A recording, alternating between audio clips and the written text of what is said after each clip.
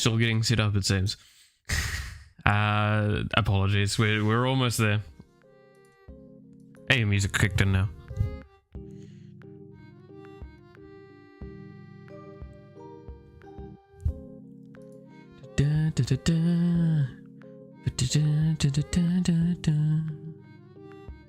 Alright, where is the program? Press your button. So, let's talk about what we're going to be doing today. Today is an interesting little experiment I'm going to try, partly on myself and partly on the channel, to see whether this works. I have somehow started 3 different versions of GameMaker. I don't know how. I guess I've pressed the button too many times. Oh, they have different things. Close. I don't know. We'll see. I need to force close, maybe. We'll see. Anyway, so today's gonna be us working on a challenge that I have set for myself, and I'm going to see how it goes. Rough explanation of this challenge, which I feel is going to be necessary. From the ground up, we are going to make one of the sort of mobile games that you see on the ads, and actually make it like what you see in the ad, not what you actually get in the gameplay. I have a specific one in mind. We'll see how it goes. We are going to design it for mobile, so I'm going to have to look up some stuff as we go. So it's going to be a learning exercise for me, and it's also going to be a great way of potentially learning in the future for other people, because they might come across this and go, hey, look, this is how they did it, and this is how they got to their conclusion. Because learning isn't about knowing the answer. Learning is about finding the answer, right? A good teaching experience should let you find the answer, but have all of the relevant needed information available so you can put it together yourself. So, to prove that we're going to be doing this from the ground up, we're actually making it here. A game, blank game, and what am I going to call it? What should we call it? I need to look at their Survivor game at some point. I need to remember to do that, because I want to see what they've done for it.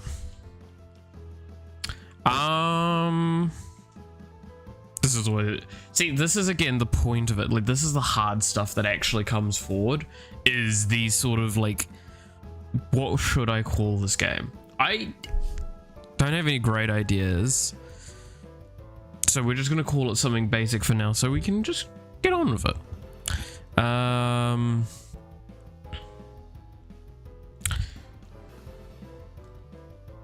Let's see.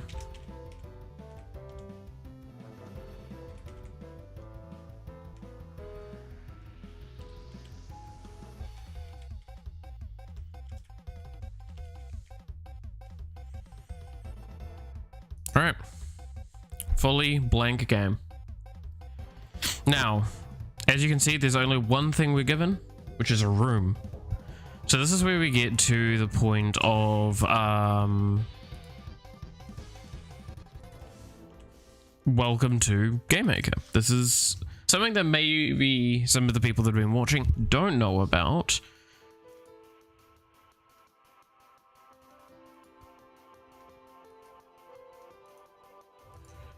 Or haven't experienced.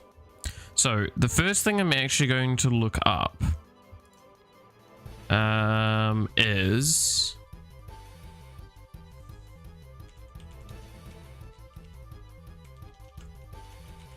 GameMaker mobile resolution. Here we go. This is what I want.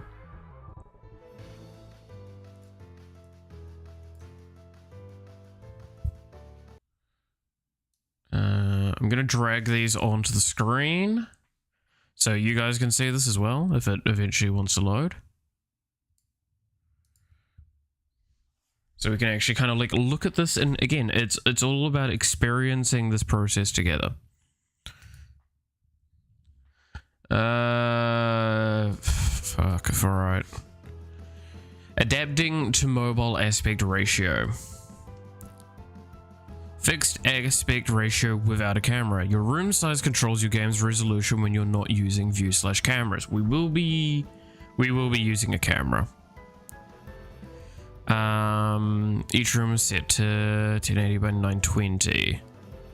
Yeah, which I believe is the resolution I do like with the shorts and stuff in.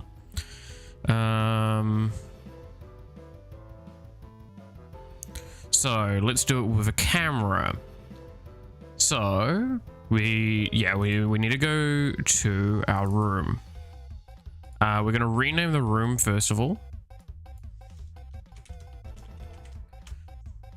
to my normal scheme of RM. Enable viewport, and then I think it's visible 1080 920.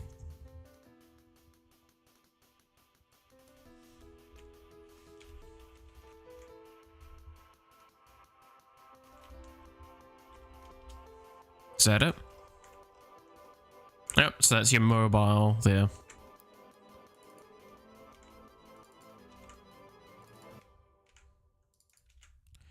I'm also going to go here, and we're just going to, for now, also make the room this size. We might need to make the room slightly larger. We will see. Okay, so now we have the resolution space for the mobile design. Managing rooms, if you do it through code, yeah, I know. So I'll set that stuff later. That's after we've made a controller. So that is kind of the next thing that we need to do. I'm actually going to take this out of the folder here. And because of the game that we're doing, I'm probably going to avoid using folders. We will see. Now, I want to stress, I'm going to just double check the setting right now. It's fucking always... So we're going to set to GML code. A lot of this can be done in visual, perfectly fine. I'm just more comfortable with code. Visual is something that is the way of coding I do not enjoy myself, which is why I get irritated with blueprints in Unreal Engine. So, this is our first object. We're going to call it OController. So, if you've never made a game before, this is where we start talking to things. A controller is your meat and gravy. This is the thing that holds everything together.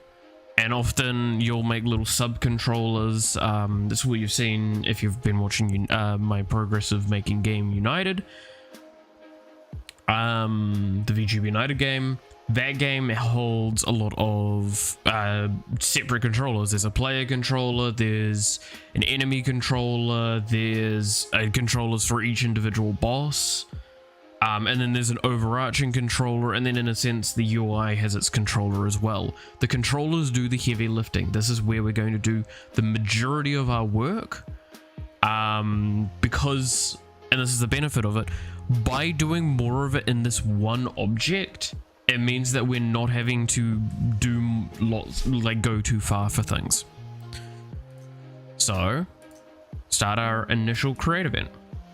Now, I'm going to openly admit my commenting and stuff is going to probably be lacking because I'm going to focus on just getting implementation going.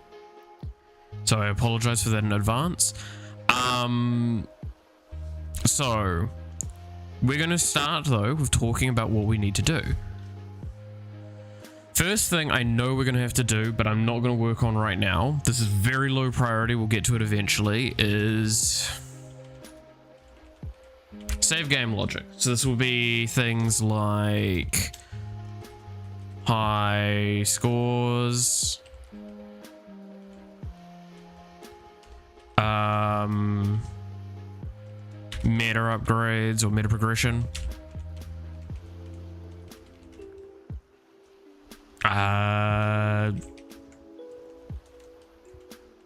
and just general player data.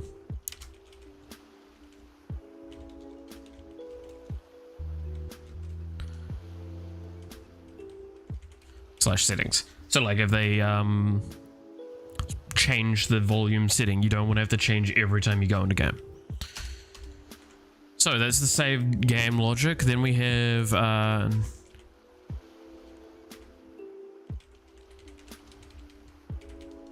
initialization logic. I'm actually gonna just do.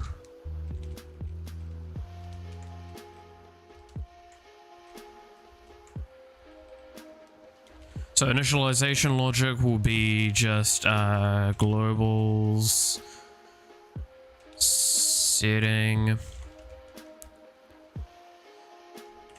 That's the main thing for now.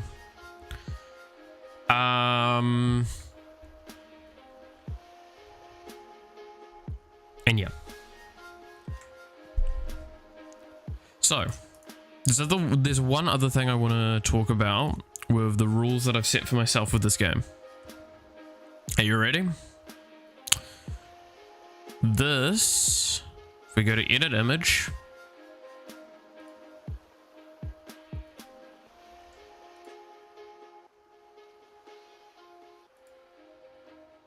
resize, apply.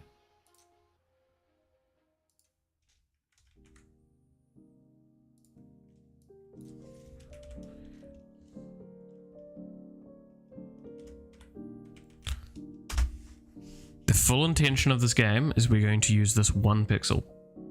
This is the only sprite we're going to have in the game for now.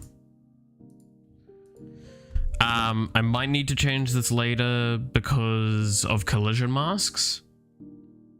That depends on how I want to handle collision systems, but we will see. So for now, that is it. It's a singular white pixel. I want to see how far I can get with this game with just that singular white pixel, because there's a lot of little techniques you can do for things.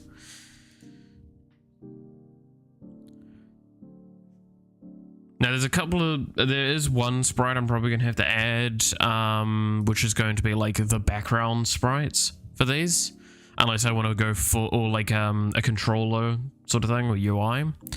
Those sprites will probably need to be added, but I will not be adding those today, unless we get the extra time for it. I also want to jokingly talk about, so with the thing that I have, finally I have a red liquid in there to fit just that bit more accurately.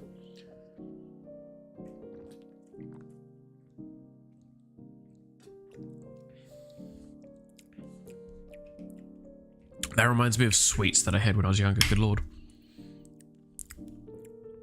That's a bit much. Very, very sweet. Don't mind it though. All right.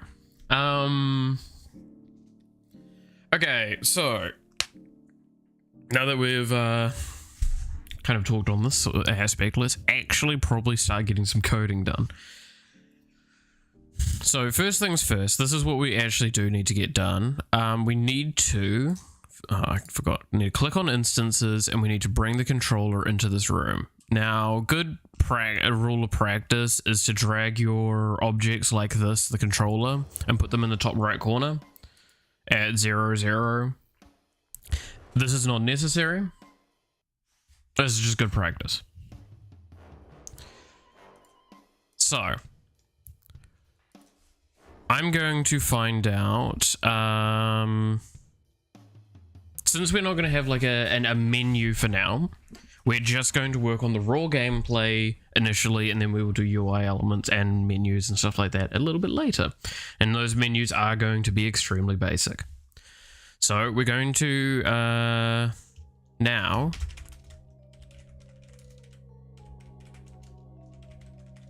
get the player spawn location.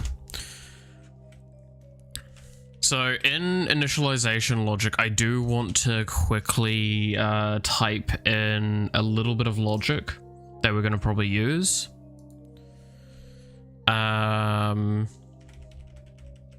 Just across the board.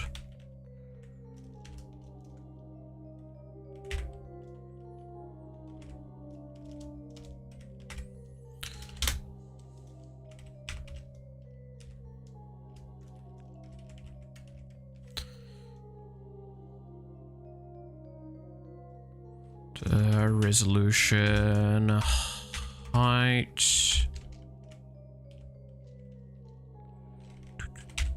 and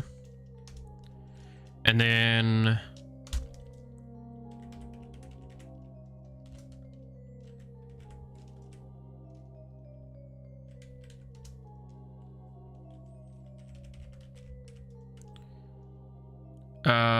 it would be width then height.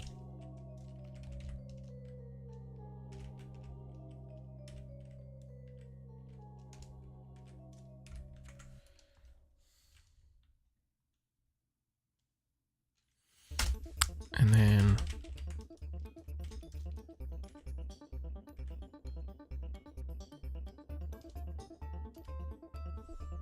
is that not a thing now?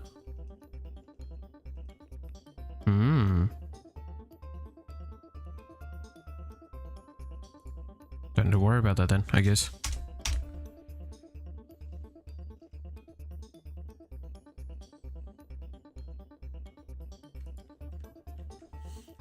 I'm also going to quickly add a room start event because this is going to end up being quite useful later as well. You need to code the microtransactions first for a mobile game. That's, you know, that's kind of fair. I hate how true that is.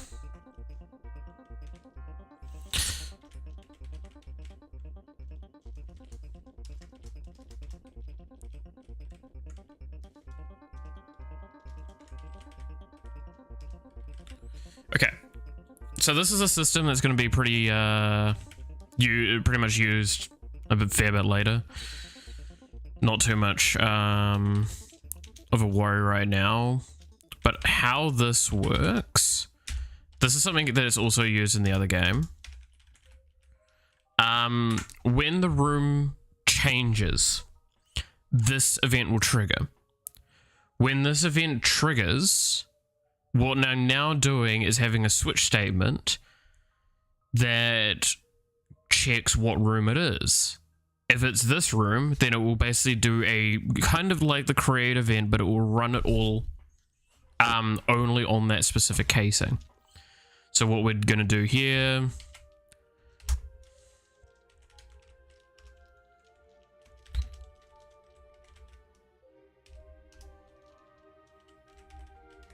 is set all of the essentials. Whoops.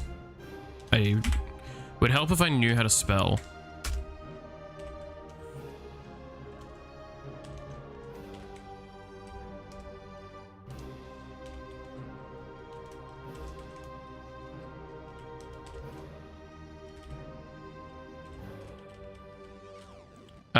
Width. Just make a slot machine, gems to buy to use it, that makes some cards collect and run. Yeah. I do dislike that has actually become a fairly common thing. But no, we are taking this somewhat seriously. Though I am still taking a bit of the mickey out of things. The market to children. Alright, well, that's I hate that it's true. I can't even make a joke, it's true.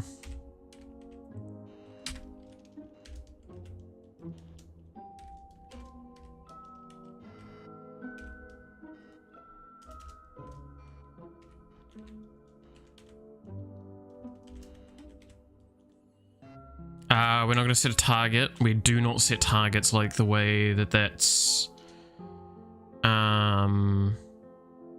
a lot of people said it, because I would be setting position, not target. Targets leaves less room for interest, as well as we're probably not even going to be using a target realistically. So I'm going to put in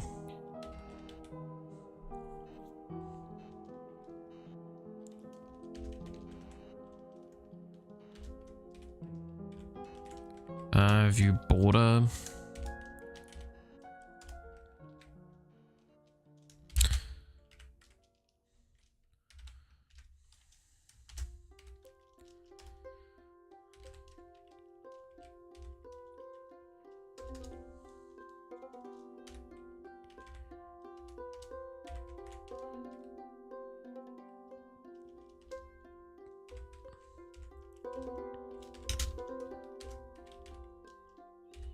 There we go.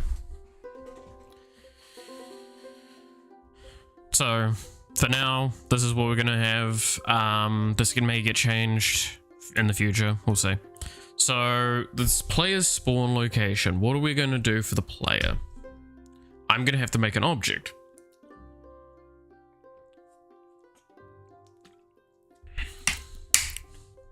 It really does taste like candy, good lord. We're gonna make another object, right? Object O player. Now this is all, again, very basic at this point. I'm not gonna do jack shit with this. What we're gonna do is the player is just an object. It's just an object that we're gonna use for a lot of things, potentially. Hell, realistically speaking, the way I'm intending to program this, and again, this is going to be my way of programming, that if I was to restart United today, you would see this a lot more, is most of this game is going to be handled by the controller. I don't even think I need to make that an O player object. That could have just been my O unit object. But I'm going to still do a little bit of parenting and stuff like that for enemies and stuff, because that's going to make it easier. So I think I'm going to have in total like O parent, O gate, O enemy. That's about it. And just have unique casings when I need to. So what we're going to want is we're going to want var xx will be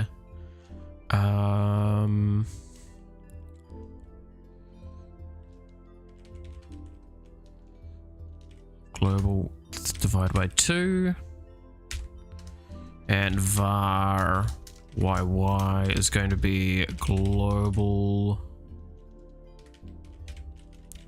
height divided by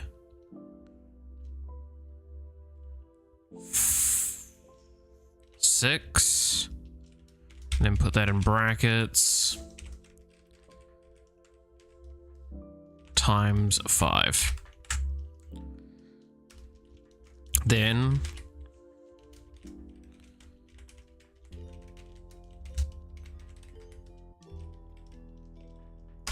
we're gonna make this little technique. This is what we do with don't make this the 25th of Vampire Survivors. Alright, you know what? Shut up. I've only made one Vampire Survivors clone, I'll have you know. It just happens to be the main game that I've worked on the channel. Okay, realistically, it's the only game I've actually worked on the channel until now. So, why did we make those things? Well, now we can use those coordinates that we just made.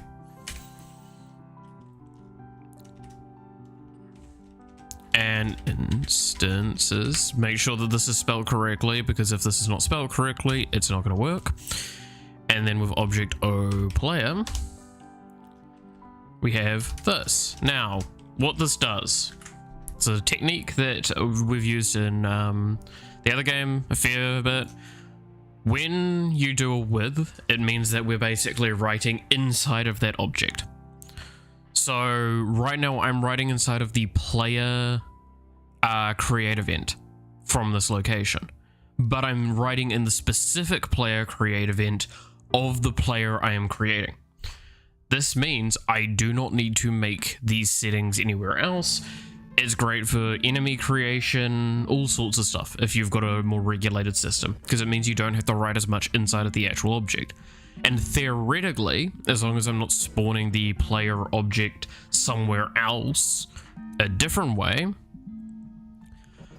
I could actually never write a player create event and write all of it here, and then just have the step event reference the stuff that would be in the create event. And if it was spawned somewhere else, that would cause an error because it's not, the variables are not inside of the create event. It's not initialized, but here it would be. So we have this. So while we're here, we're going to set sprite index to SP pixel.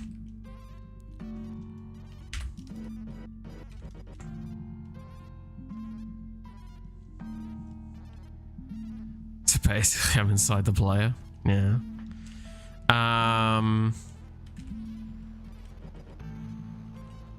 So I can also edit the height of this, so we can make it 2, and we can make it width of 4, so it should come up as a block. So now if I launch the game, check your target settings. Oh, it's because I don't actually have a mobile, do I? So I'm just gonna have to do it as Windows launch. That's fine. So we're gonna launch now and see what our game looks like so far, because this is always an important aspect, is to see how the game looks as you go.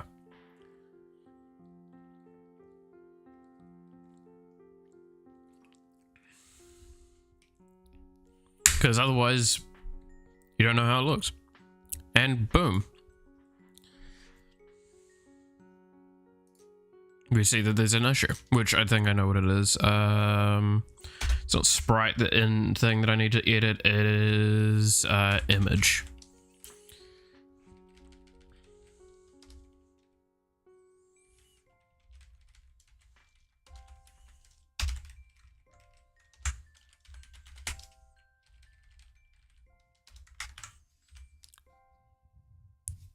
See?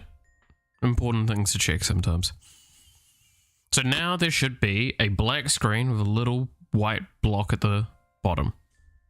Very tiny one. Is extremely hard to see that.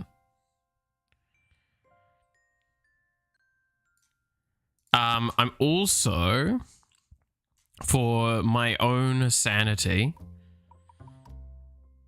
going to divide these by 2 and see if this makes it look a little bit more workable for now, because again, we're kind of going to be working on that sort of thing. We're going to change a few things as we go, but keep in mind this is 1 pixel in size, so we do need to scale this up quite a bit. That seems like a very incorrect sizing. I think I'm probably not setting the actual window size correctly, am I?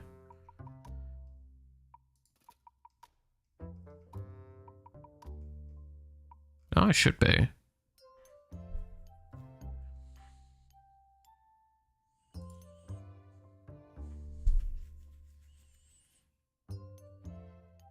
No, it seems about right, but not quite. Width? Oh. Yeah, that would probably be why the height doesn't feel right. What do we think? Is it maybe because I wrote width instead of height?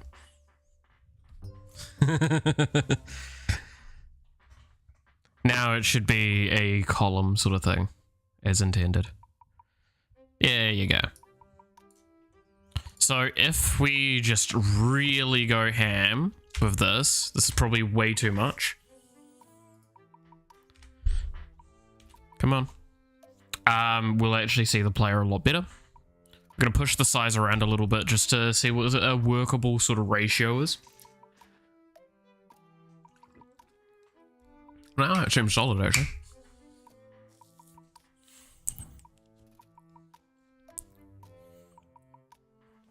So there you go. That's the player. Incredible. Incredible. So now what we're gonna do is we're gonna move that. Because surely we've got to move it. So now I'm going to have to create some interesting things. So on the step event, I'm going to check for an if statement. Now keep in mind, this is a mobile game, so this begs the question, what the fuck is, the fuck's going on for that? So I want to stress what we're going to probably actually do long term is we're going to have the menu if checks here, else consider the player movement. Yes, I know I've got a bill coming in. Thank you, Slingshot. I love you so much. All right. So what we're going to do is we'll actually have the if statement start up here.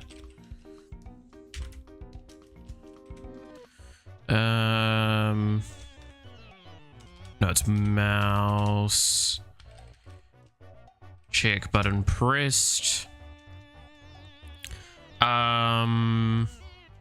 Is it VK?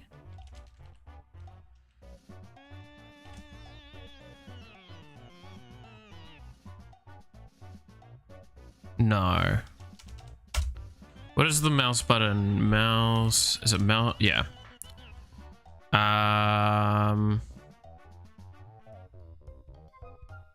We'll just say mouse button any. Start this stuff.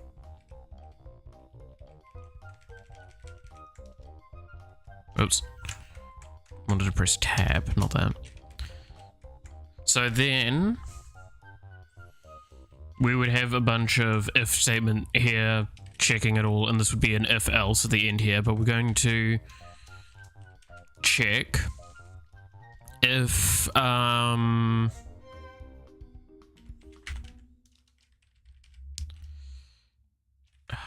would it be, what is the one that I want to actually do it this way?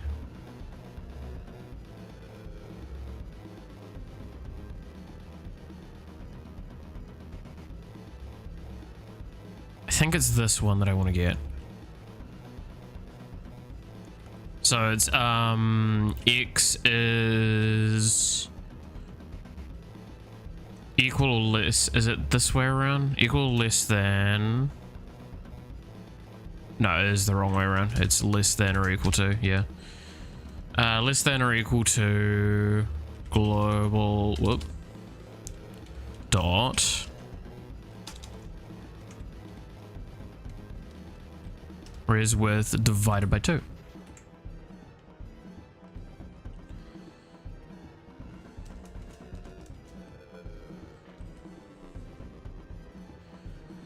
Then we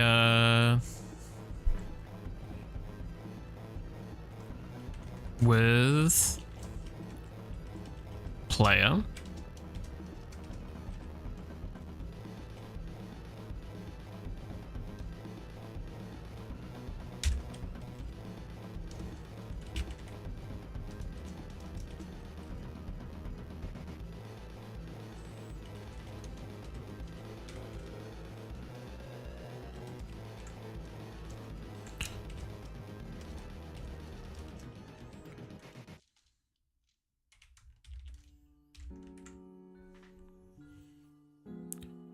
now, what we've done here, I'm gonna just show it briefly. Should function as I'm expecting it to.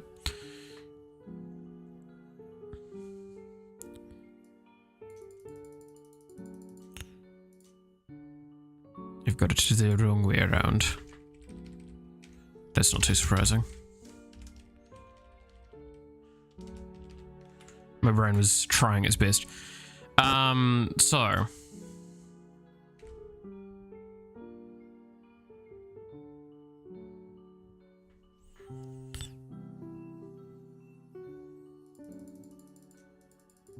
No, it's just not working correctly. Okay.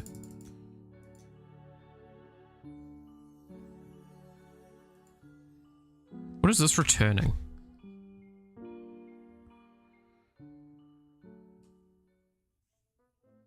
Oh, this is display.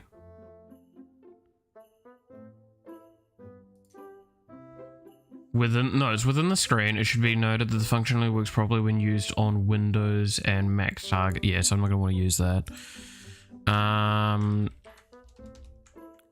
So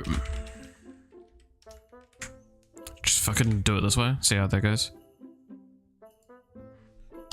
So I did get it the right way around. I just fucking messed up the code. Cool.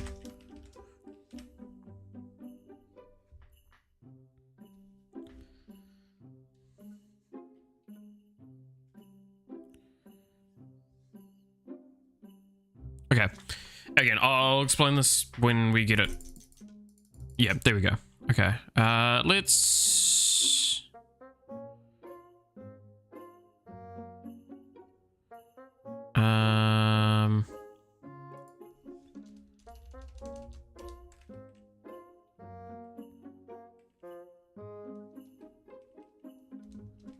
Yeah, this is...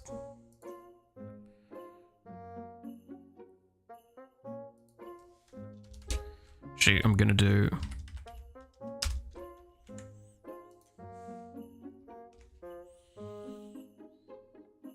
Because this might show what we're doing a little bit better. And I can make some better checks around this shortly.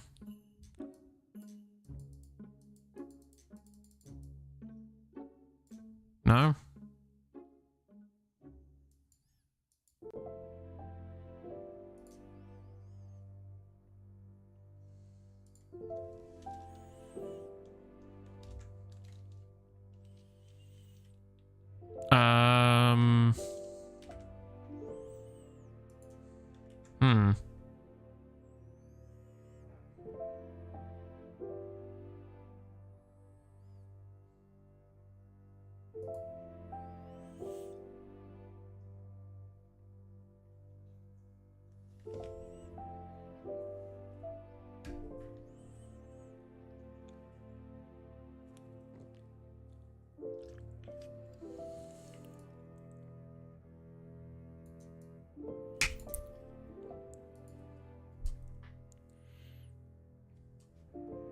Okay, I think I have a better way of doing this then.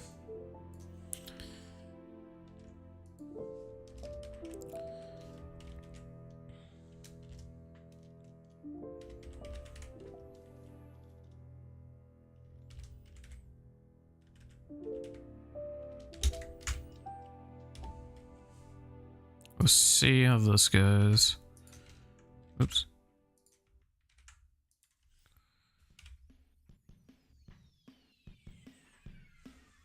Because this should mean that it falls out of memory space. There's a lot of ways we could do this. I want to stress that.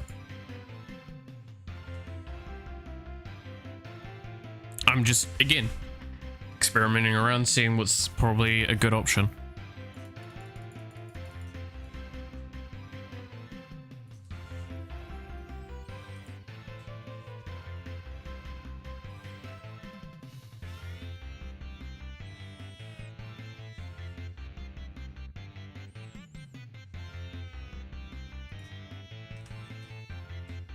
Pull up the guide around this.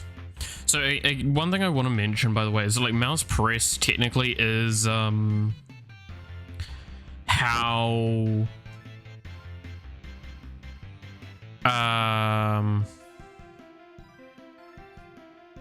make an ad that has absolutely nothing to do with the actual game. See, now that's the joke about this is a birdie. Is we are trying to actually make a game that we keep seeing those ads for, and we always wanted to actually see something.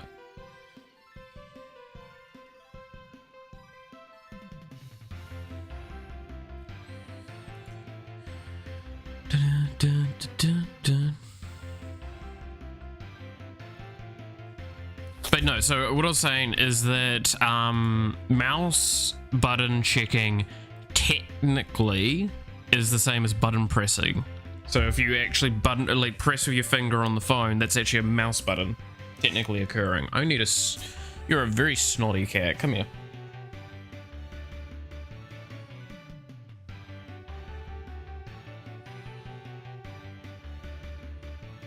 Better?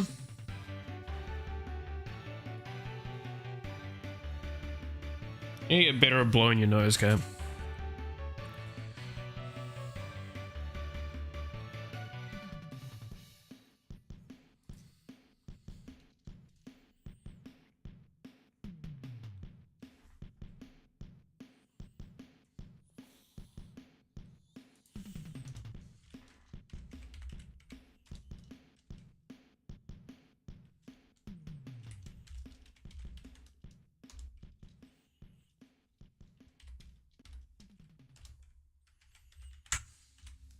Is this what I need to do?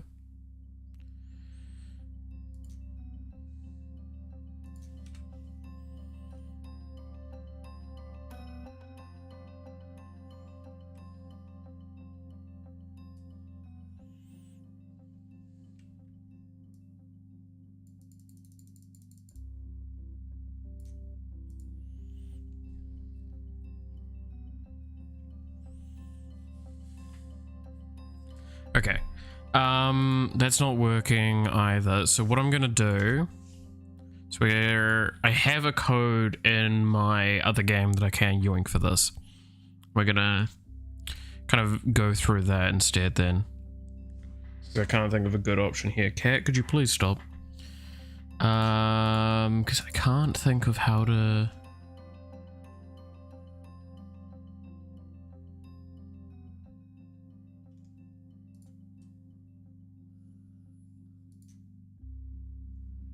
Turns the mouse button that is currently being pressed.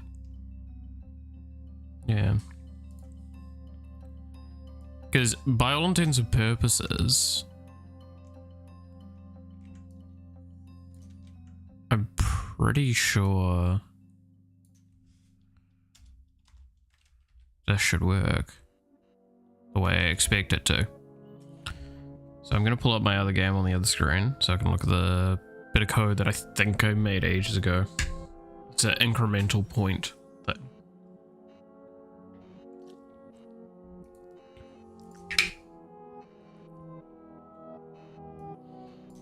And we can recode it from the ground up to do this.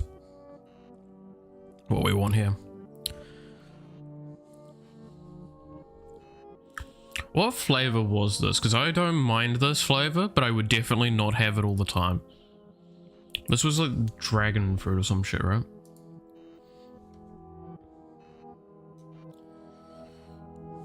I'm trying to, again, I'm still going, this is the last one of my Gamers Up flavors that came for free with the waifu cup. So I'm trying my best to figure out of all of those, what would I order again, and try and remember that so I can use it in the future.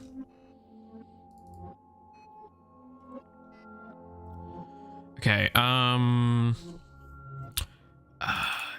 was it in the drawer event?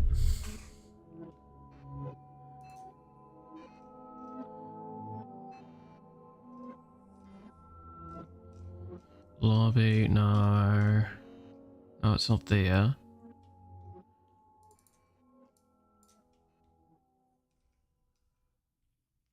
Because it's increased based on time spent with it. So we want...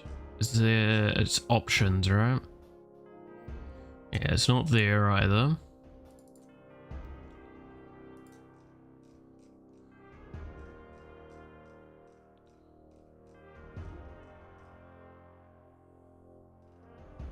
So much has been moved around in this, man. Can barely keep up.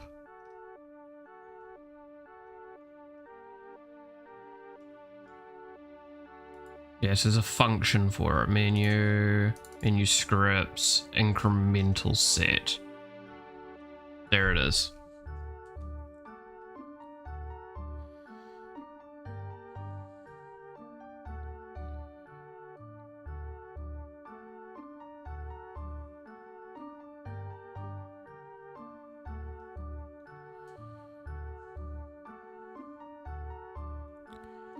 Okay,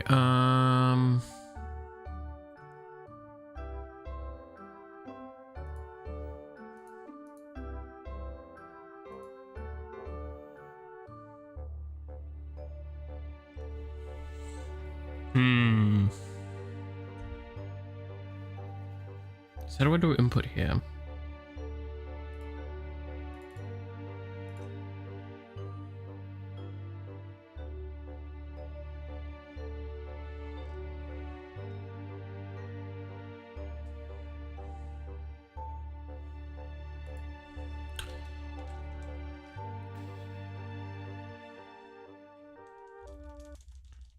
If I just do this, it should actually work. This is the main thing that I did wrong.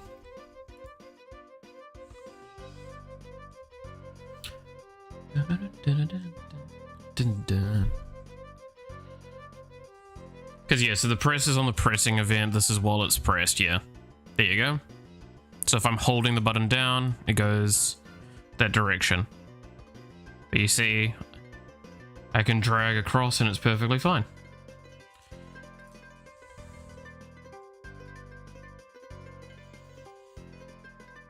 So now what we're going to do is make a clamp. So with minus, we need to check if x is greater than or equal to, we'll just say 10. So we won't have it go right to the edge. And then same sort of thing here. If x is x is less than or equal to, and this time we pull the global width minus 10, because we want it to go up against that edge. So now we also can add in a variable if we wish, to say increment this to go faster. So say if we want to say 3, because we were seeing that it was kind of slow, which just makes sense because we are dealing with like it would be like 500 width, right?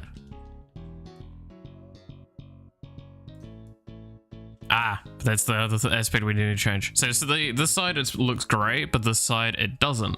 Why does it not look great here? It's because this is the point that it's actually checking for.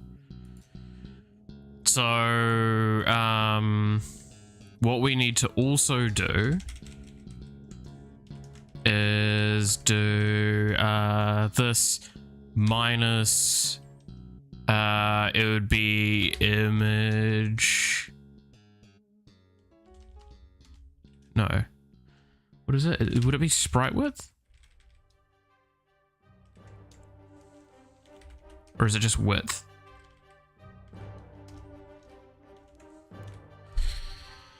Let's see if this is the value. I don't think it is though.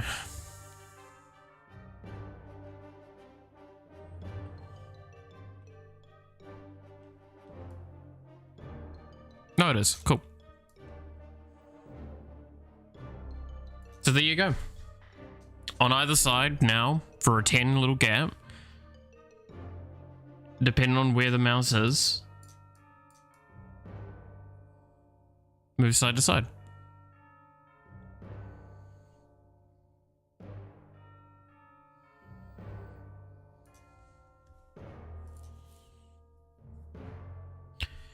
That's actually a cool lot of functionality. Now, again, a lot of this is hard-coded. We are going to change that.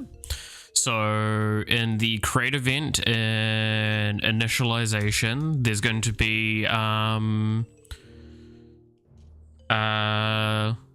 lane. So wait, we're gonna make this a global, sorry.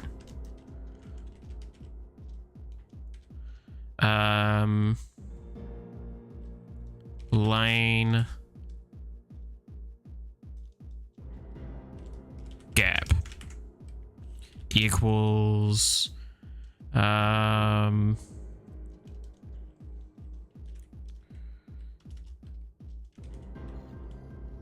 res width divided by 5.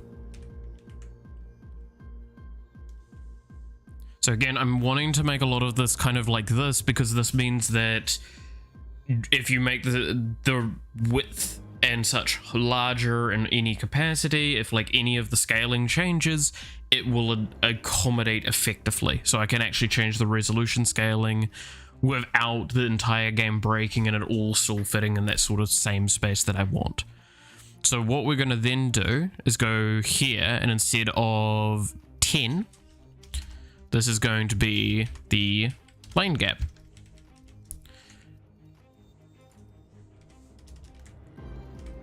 Now there's going to be a lot more area that this is going to affect.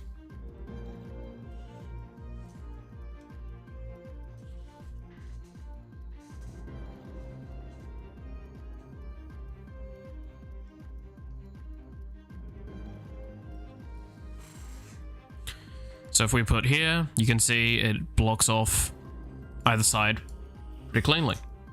So we've made our good clamp. This is our clamping structure here. So now we're going to give global dot player movement speed. And I'm also going to have the scale with the screen. So this is going to be res width divided by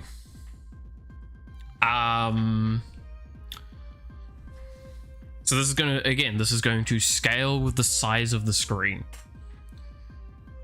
However, we're also going to make the other stuff scale, right? Like the image scale here and all that. So it will mean that the larger the screen or the smaller the screen, the player will be consistent. These are things that you kind of want, especially when we're talking about a mobile game. This is actually really important because we want to be able to scale it effectively. Or at least I think that that's important.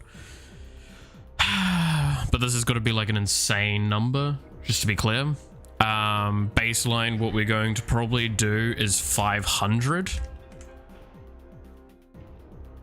This is should be what we want, and then we go into here, and then we go player movement.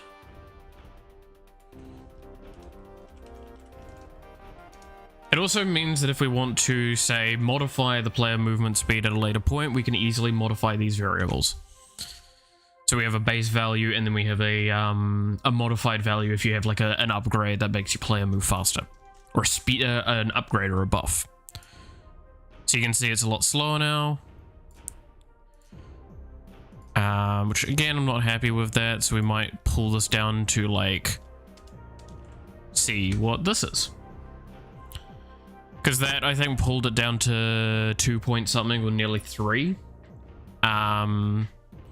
Whereas this should be a lot more close to what we had before, which was like a little bit fast. Nice. Looks good. So then the scale of this is 40 times the base scale. So it's 40 pixels by 20 pixels. And it looks decent, but we could probably even double this and it would still be acceptable for a player pixel size. So again, using the scaler of what we have above us, we're going to use, so with the scale of that, so we had 40 here before and we said we could do more. So if we kind of do a little bit of math, I'm sorry, it's scary, I know. If we do 5 times thing, it will give us divide by 5. It'll give us like 520, I believe it is. No, not 520. That would be 2. It would be 200 and something. I can't remember. I can't do the numbers off the top of my head. It'd be like 200 and thing. So if we do 50. And then we do global res height and divide this by... We want this to be short, and keep in mind height is basically double that. So we go with 20 on this, actually. Let's see how this looks. Again, these numbers is the sort of like, you play around with them, see what happens. So we went too slim, and height looks good. So with this being the case, let's pull this back to, say, 40. Now, obviously, I'm probably better to just pull it to 25 or something like that.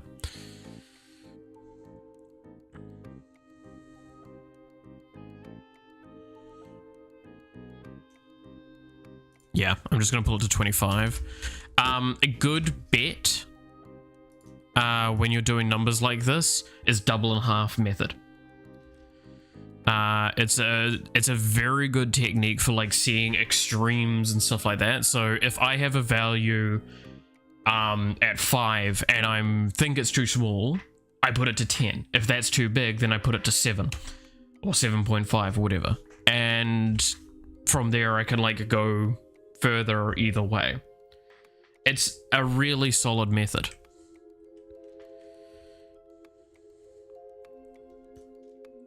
See, I would still consider this width not enough. So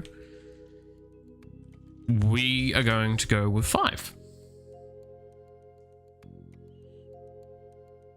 So this is going to make it way too big.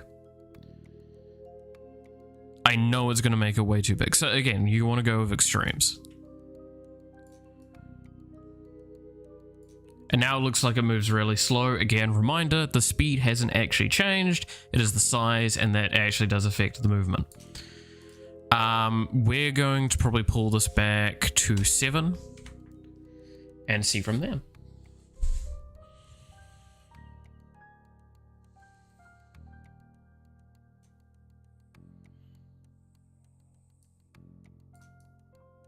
Yeah, looks solid. And again, this is scaling the buffer thing based on the sprites and based on the window. So what I could do to really prove this point is I'm going to divide by 4 instead of 2 for the size of this. What is this going to do? Do we think everything's going to move correctly and change? Look at that. It's still the same. It looks a bit weirder, mind you, because the ratios are changed out so much. But these two base values are indicative of the entire program so far. So this is actually really, really good structured code that kind of flows down. There is weaknesses to this style of coding. Sometimes you do not want to do this, by the way. But in saying that, it works out most of the time. Now, I'm also going to do another little thing here. So I'm going to set these image scales above here.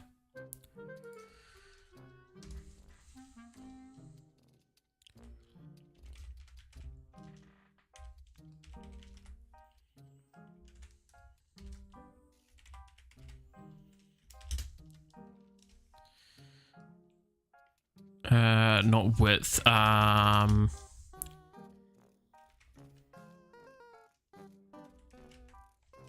X scale. Which, by the way, this is actually a really nice X scale to work with, because again, we're talking about a singular pixel. So it pretty much turns out to 1-to-1 ratio, unlike a lot of these sorts of things in general. Which is actually part of the reason why I wanted to try and play around with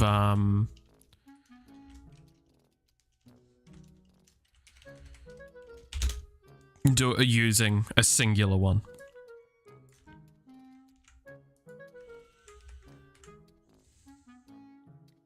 So why have we... Oh, I'm on insert. That's not a good one to be on. Why have we changed it so we've got X scale and Y scale separate?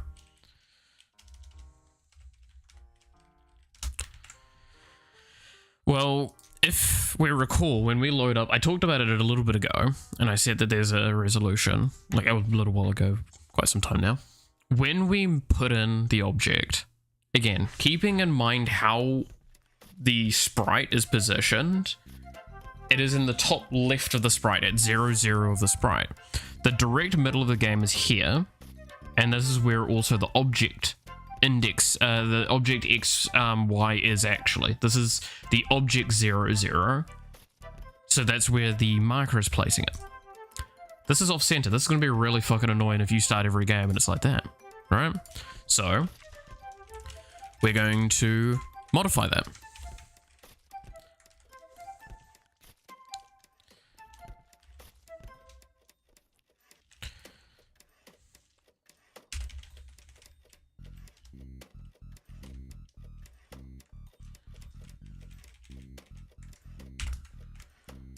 Like this.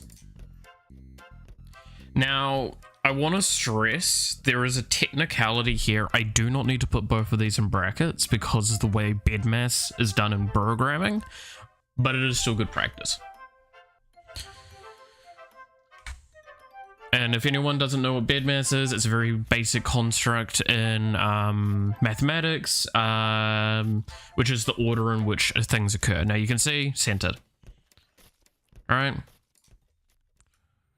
And no functionality has actually changed. But BEDMAS is, what is it? It's brackets. I can't remember what is off the top of my head. Is that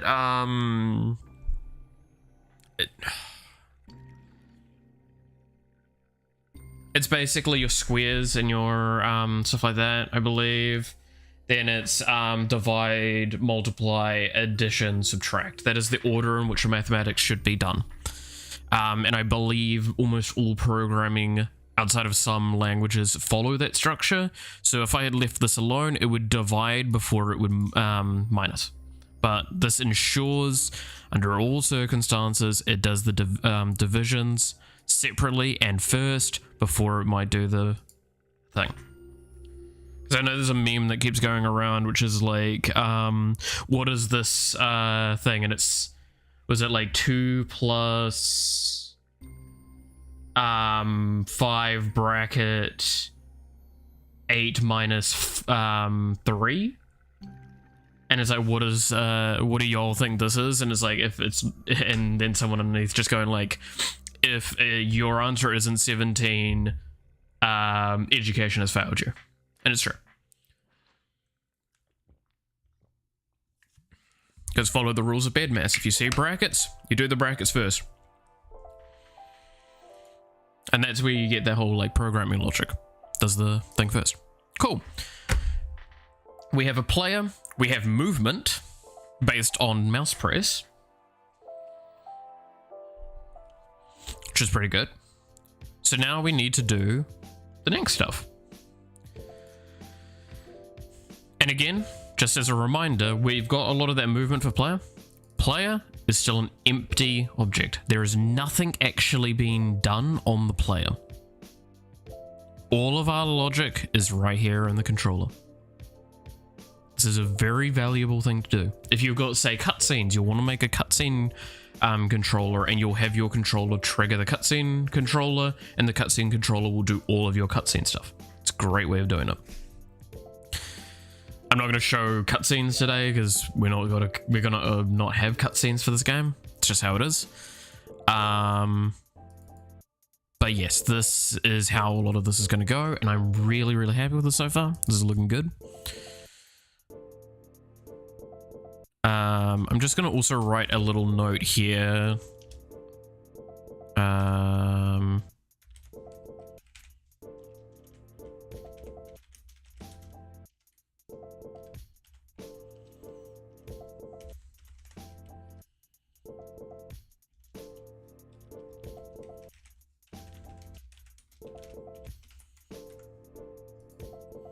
So I'm just writing that just because, like, again, this is for now. We'll change it.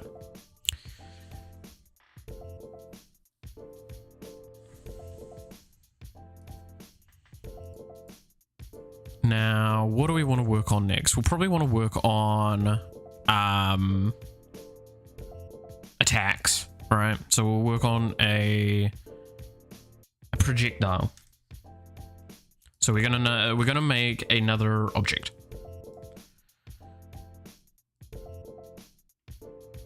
This is where I say I could potentially do things very differently.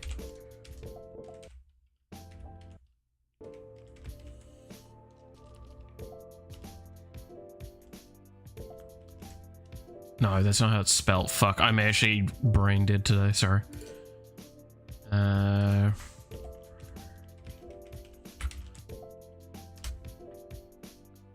Yeah, it's just one L. So I'm also going to have a projectile. We're going to leave that alone for the moment. We'll come back to it later, but we're going to have a rule with it where it's going to have shit, let's write that now quickly.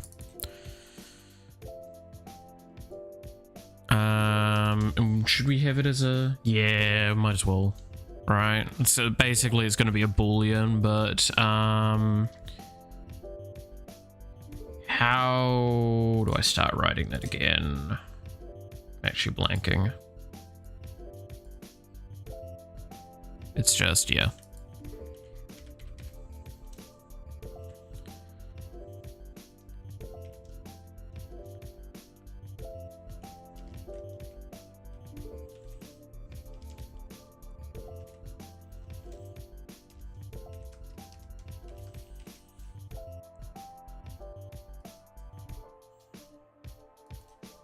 So this is an enumerator.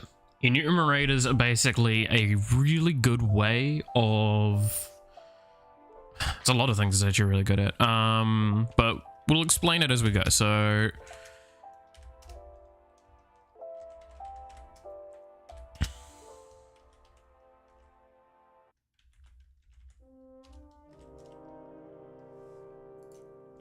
what this has done, and this is what we're going to use for projectile, is that I can now use this is basically a checkpoint. So enumerator owner, think of this as like 0, 1, 2, but it's got like the rules of checking for that.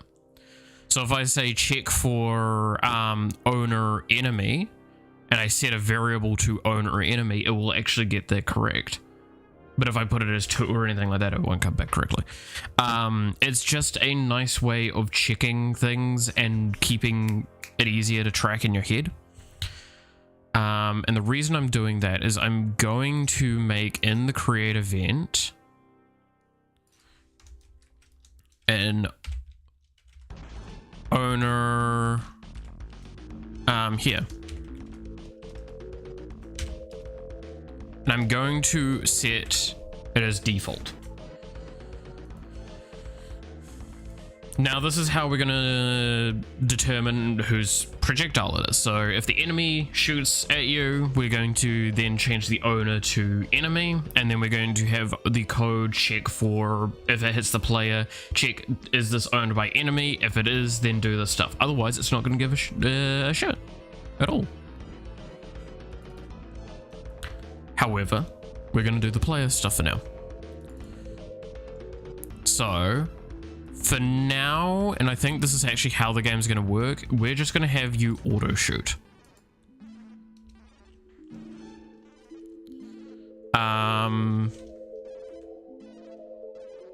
So there's some logic that I'm going to change at some point, but I'm going to have this down here. We're not gonna, so, player shoot.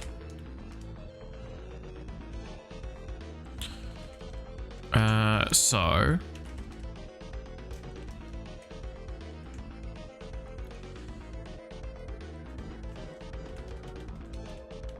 We're gonna have a good old instance, create event. And then we're going to get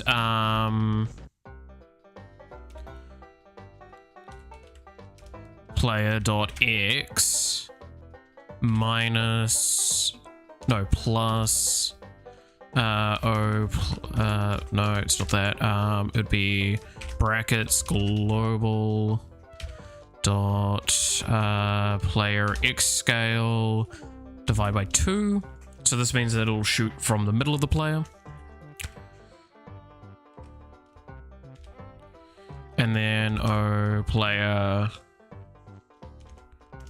dot y, because that's just gonna, that y is gonna be the very top of the box anyway.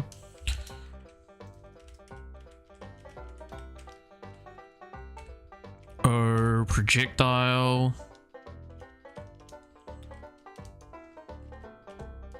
And we close that.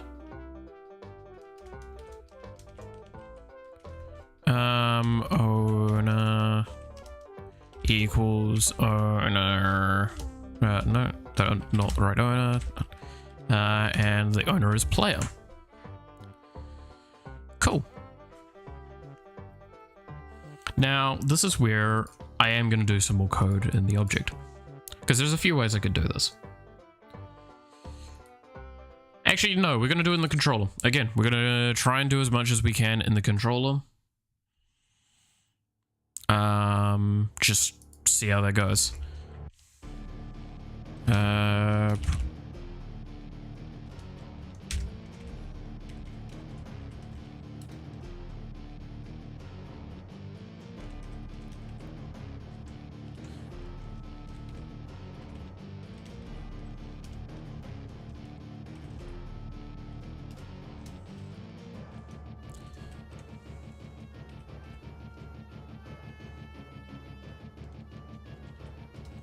So, since this is written in the step event, this is going to basically run as the O projectile step event.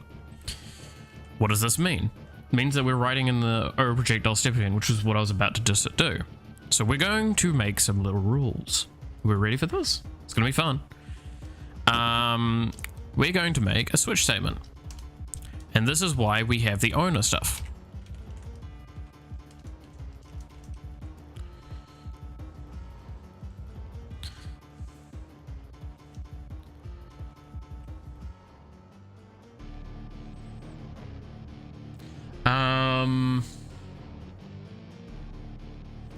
So case owner dot enemy break case owner dot player. That's the one we actually want to work with, but I'm just doing this in the order that I wrote. Now, just to explain what oops, the word break here is for. If I do not write after case break, what is going to happen is it's not going to stop. So this is used a few different ways.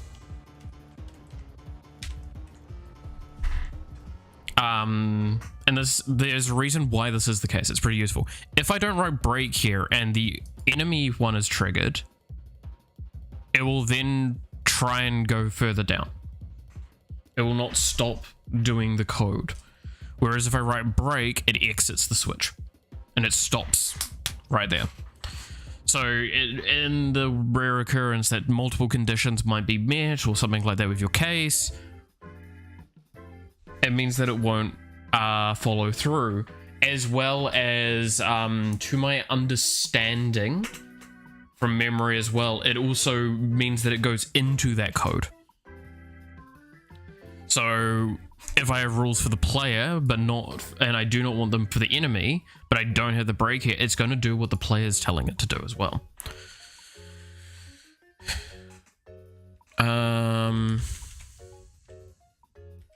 Is it image blend that I want to augment? Is that the color one?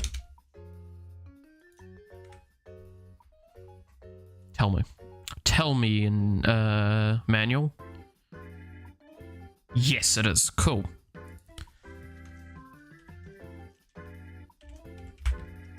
Now, there's an argument to be made. I shouldn't be setting this every fucking step, but we'll see how it goes. And then we're going to make the y minus equals... I'm going to just put 10 here for a moment, but we're going to change it to a variable because this is our projectile speed.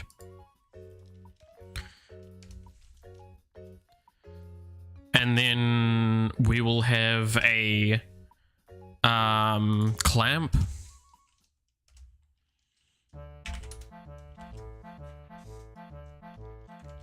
By the way, I do believe there is clamp here, but I'm going to do a very different type of clamp.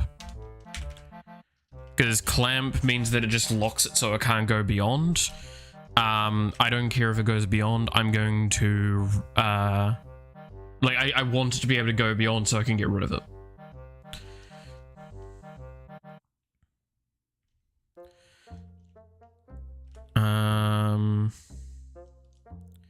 Is less than 0 or y is greater than the height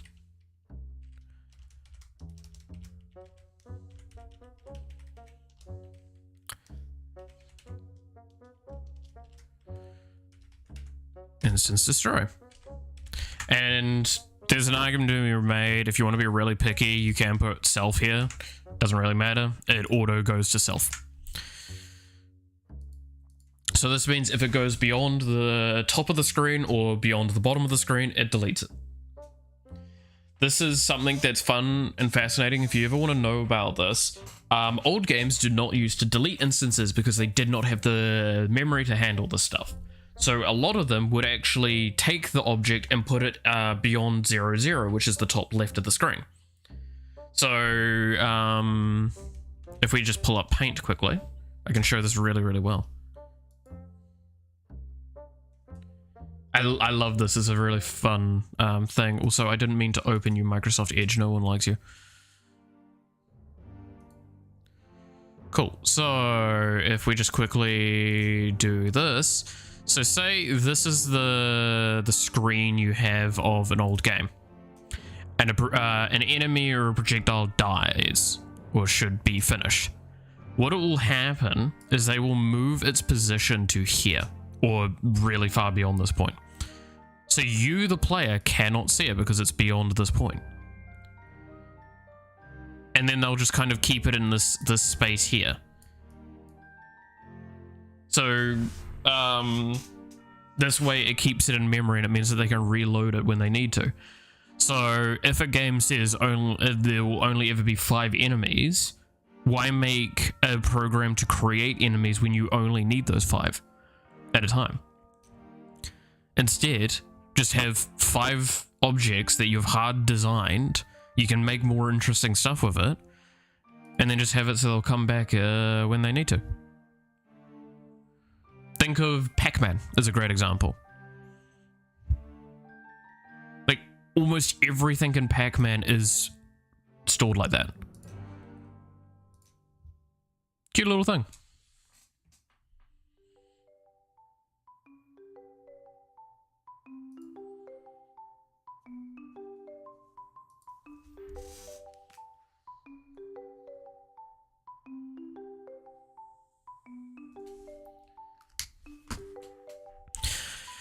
Right, so this means every frame we are going to be shooting. We don't like that, do we? We want a bit of a timer. So, oh, sorry. We're probably going to then instead not have this here.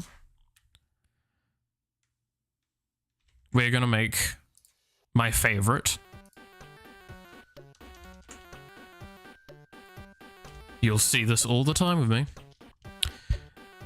Good old,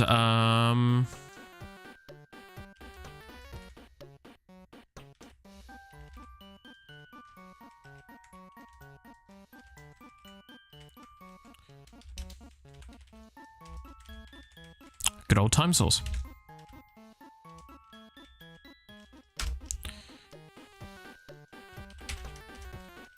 So a time source is basically like an alarm, which is basically just in Game Maker as well, if you've ever worked with alarms. Otherwise, the best description is it's something that I tell trigger this, like trigger the time source. It waits out the duration of the period of time based on the unit type that I've given it, so either seconds or frames. And then it will execute the function that I have told it to execute when that condition is met, or when that time has occurred. So I could write a thing where it's just like, oh, increment every frame when this certain amount is hit, set to 0, and do it again, and like do the function that's in there in a statement. That's exactly the same as a time source, except time source is much more cleaner in some regards, and it just does the same stuff. For now, we're going to have it shoot every half a second. Yeah, half a second. We'll do that. So that's why you see me writing the things here that you do. So see, time source game means that it is the time source within the game file itself. So not global. If it's set to global, for example, what is the best way to describe that? It's irrespective of events occurring in the game. It is external to the game that it is pulling the time from. So it's actually really dangerous with some things. It's great for incremental games, for example. But like if it's, say it's a program, if you swipe off a program, right? On your phone, you swipe up and it pulls up away the thing, or like miniaturizes the app. If that occurs, it will still run if it's on global. That's when you would make a function to pause the game, maybe on the global and stuff like that. But if I miniaturize when it's set to time source game, it will basically, in a sense, pause it, which is useful. It's not the only way to pause things, but... So now I'm going to write a function, and it would help if I actually write it correctly. And then I'm writing out the last couple of conditions. So I'm going to pull this down here. We're going to push that up, and we're going to take this and put it there. Now, to explain all of the details of this. So again, we explained this. This is the period of time based on the unit type that's occurring. So this is half of whatever unit we're using. We could have used frames, or we could use seconds.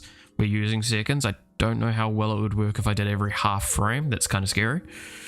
And then it will trigger this function. This here is if I was to put in a thing, like a conditions. Your variable conditions, kind of like how these two are here. These are your things that you'll need to put in. And if you were to,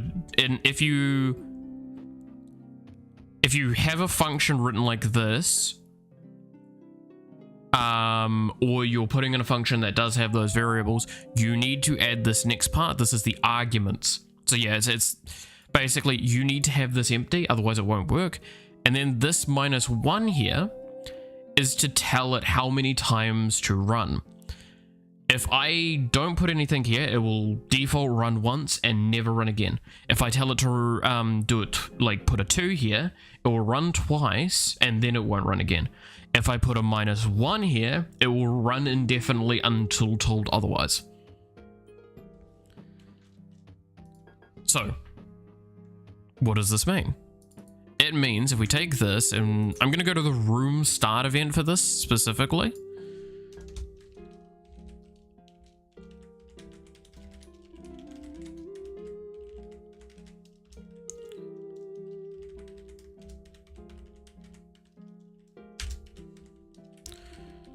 Gonna go time source start and do this.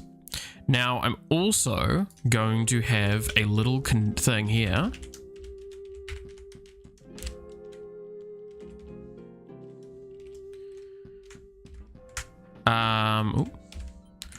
Just as a little backup thing. So if the room changes, which it can't at the moment, it will stop that time source.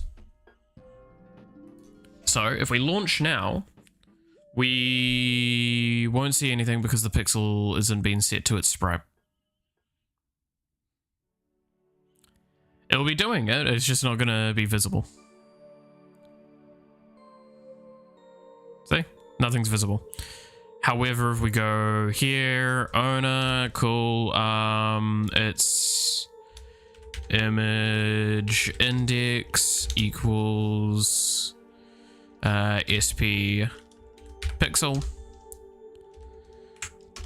and then image scale equals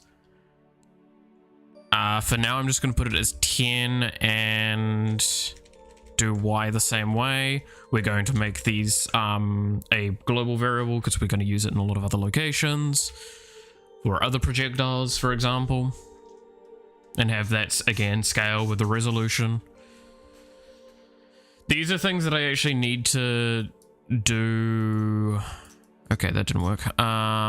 This is something that I need to do with the other stuff as well.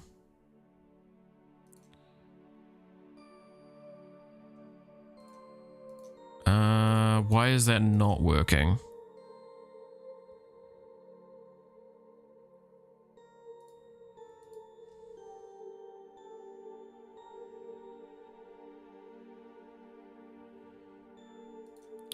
If y is less than 0 or y is greater than height, right?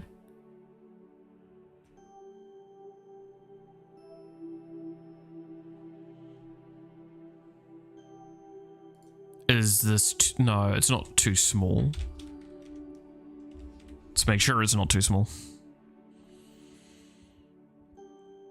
Oh, it's sprite index I need, not image index. My bad.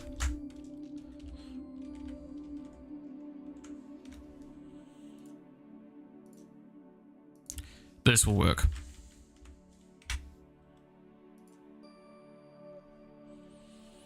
Again, simple errors like that occur all the time.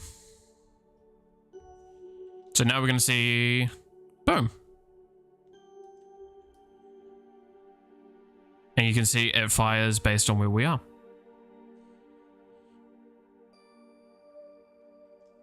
Pretty cool, right?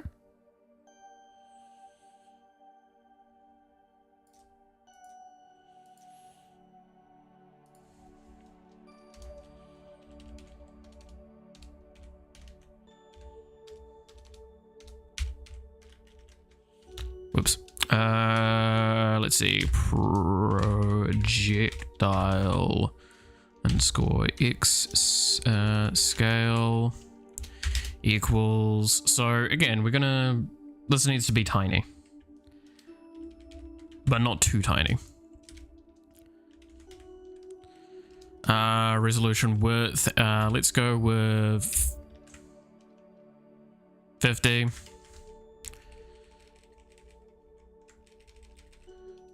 Y scale, resolution, height.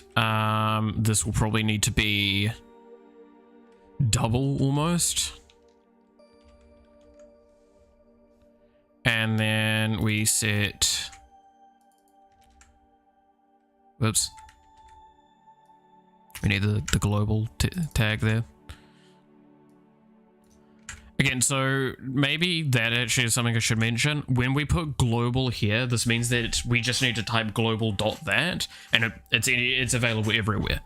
If I wanted to reference, say, this owner from an object, a specific object, I would have to type, in this case, it would be oProjectile.owner, and it would reference to that. However, it would potentially get confused on which one I'm referencing. There's a lot of issues with that. It's only good in a very specific cases, which is why we use the width here and global the rest of the time. It is, in other programming languages, it's not good to have this many globals. In GameMaker, it is good to have this many globals because the memory distribution is just better, is more efficient to do it this way under most cases. than doing object referencing. However, it depends again on the casing. It's just, if you're dealing with more than one thing, it works probably out better to just do it this way a lot of the time. Cool. So there you go. We've got the player shooting. Now, again, you can't see it, but these will be getting deleted the moment they go beyond thing. I think you can kind of see them not fully go off camera before they vaporize. But here you go. This is your shooting.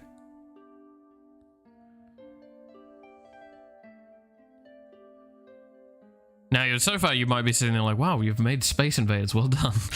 Yeah, basically.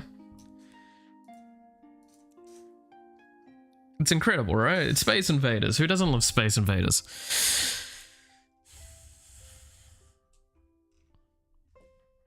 But like, that's kind of the point. We've now managed to make all of this in the space of about an hour and a half without too much issue. And this is basically what the end of the code is going to look like for some of these objects as well. Like, a lot of this is fine. Now this is where we'll change this.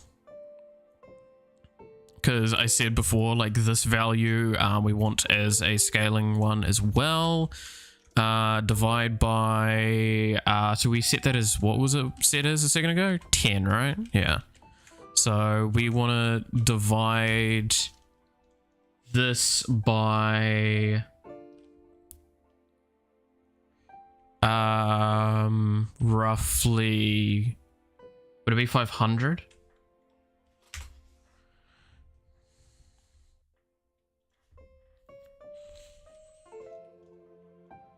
So again, this is what's actually moving the projectile up the screen. Oh, that's slow as hell. We can actually see in a much better case though that like these are not perfect squares.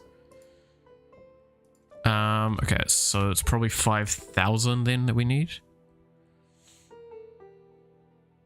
No, that's gonna make it slower, right? This is gonna be really slow projectiles. Yeah, look at that. It's basically turned it into a line. That's kind of funny.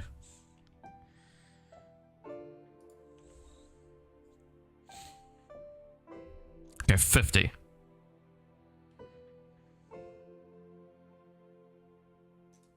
That's too fast. So let's go with 250. Because that's a nice middle ground between 50 and 500 in a sense.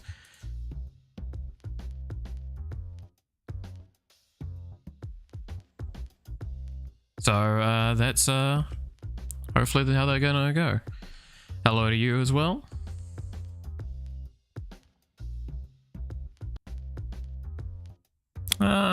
Could be faster. Let's try. What would be another good value to try? I mean, we could always just try 200. Again, don't want it to be too fast. It's very easy to make it very fast, and it's very easy to make it too slow. Just getting that right thing for the beginning of the game.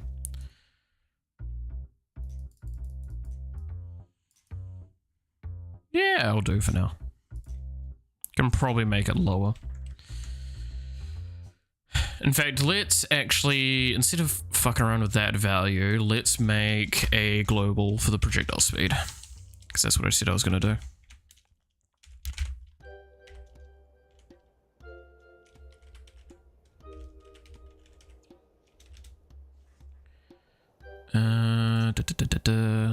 And that means I don't have to come into these variables and tweak them all the time. Whoops, I forgot a 0.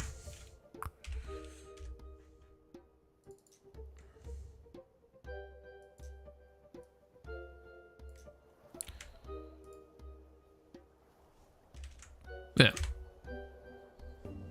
So this means we can set it in one location, and it's much easier to muck around with it as we go. We could make the enemies as well. We could just make their projectile speed less of the player quite easily.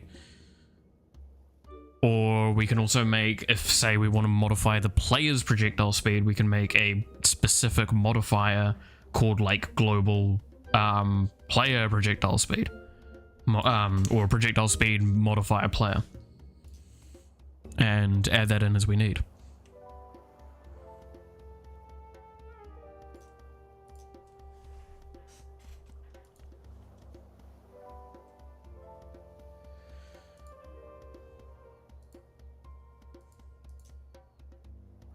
I still think this is like way too slow.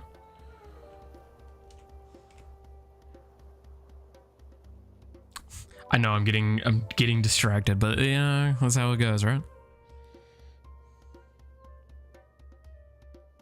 Again, this kind of shows how my programming tends to how I think about it. Because keep in mind, again, height is a lot larger than width. So this variable being here, this is potentially still faster than this.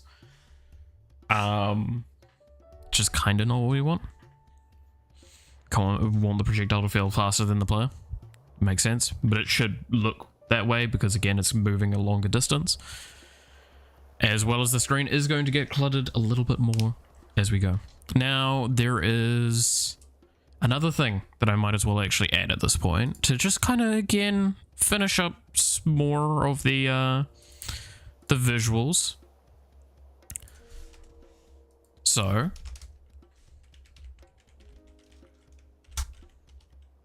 whoops, I need draw sprite. Yeah, it would be extended, right? Or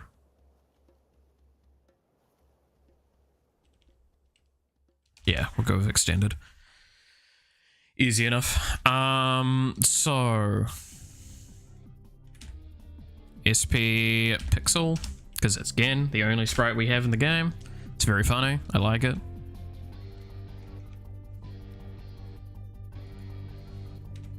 See how far we can get with it. -1. I could make this pretty much anything as long as it's like 0 or anything like that. I'm just putting -1 for now because I don't know, maybe I do something weird with it. We'll see.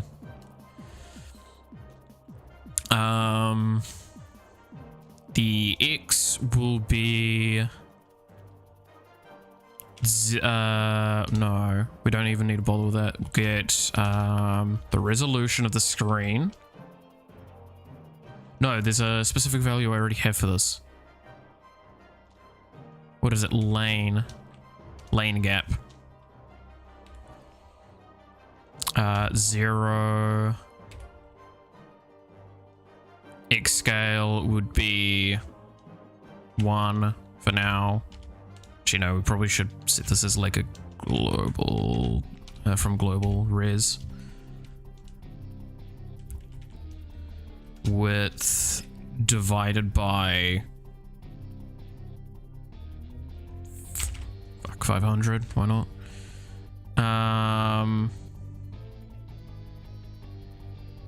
And then this one is going to be the full height because again, pixel is 1 pixel. So I can actually be a bit looser with these sort of rules. Rotation 0, color.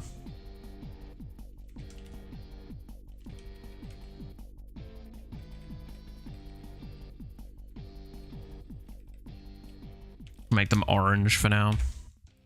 And alpha 1. Then I'm going to make a second one of these. And it is all the exact same.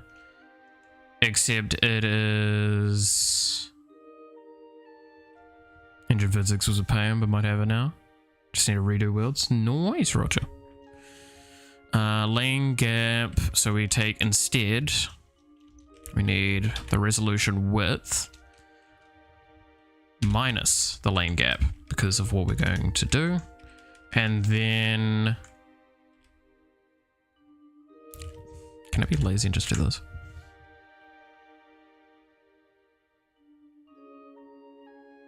I think that should work.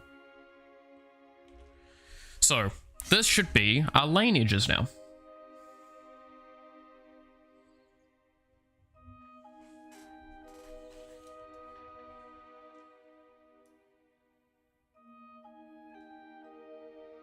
Yeah, slightly off, but that's how I expect it.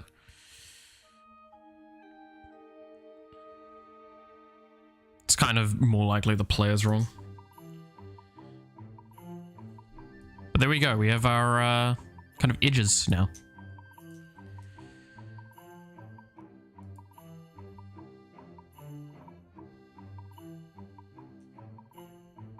I could actually do this the other way around, and that would probably be better.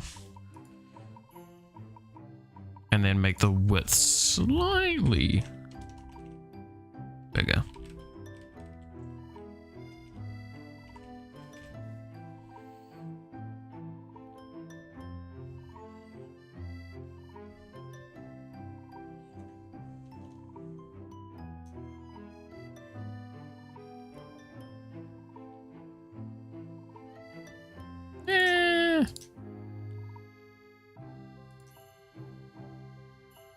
I'm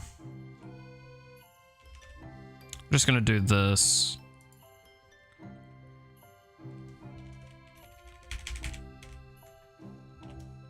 This is not what I should be doing. I just want to do a little bit of testing. Again, we're trying to get rid of any absolute values like this when we can, and all based on the much grander scale values, because it means that it actually correctly moves with everything. So what we will do is we'll grab this value and have that as the one that it's minused by. Hello, other cat. I have now 2 cats on my lap again. Double catting. The truest power I have available to me.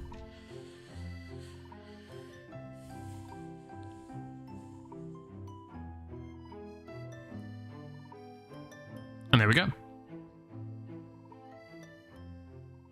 This one looks twice as wide. Is it just me?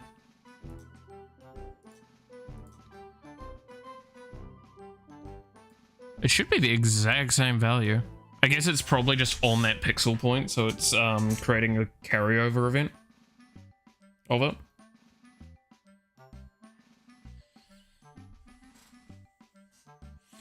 Which means that the ratio is wrong, so let's change the ratio. Change it to 400, maybe. And maybe change these to 400 as well, just to make things a bit cleaner.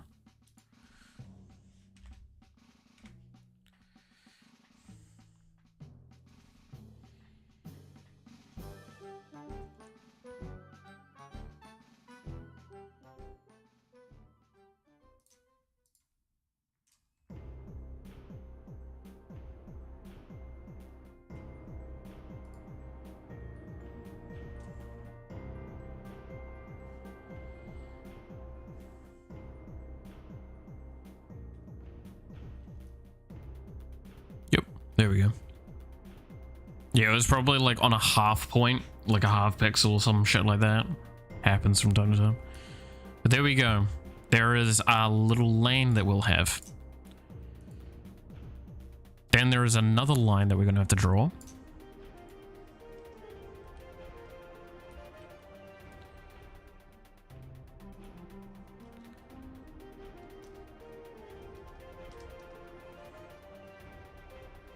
And it's going to be really confusing to do this one, actually.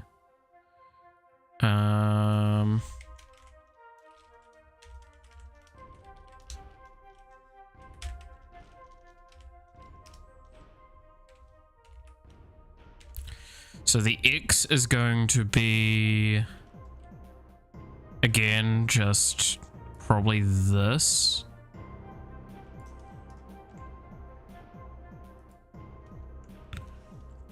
The Y is going to be I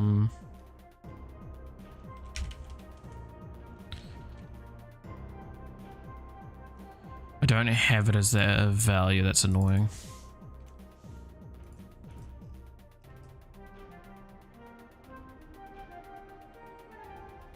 I should probably make these a larger scale value up here.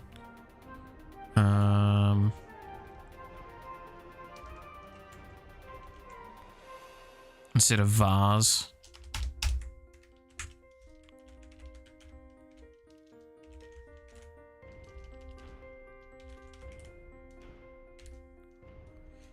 This would be X spawn.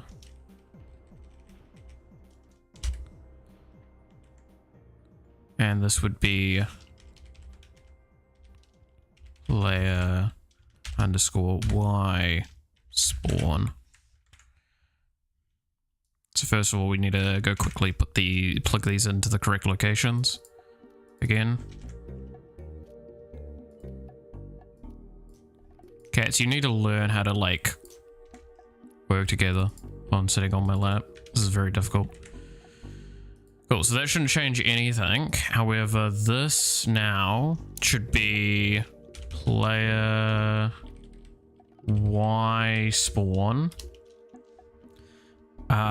minus the resolution, the height resolution divided by, and again we're going to put these in brackets just to ensure.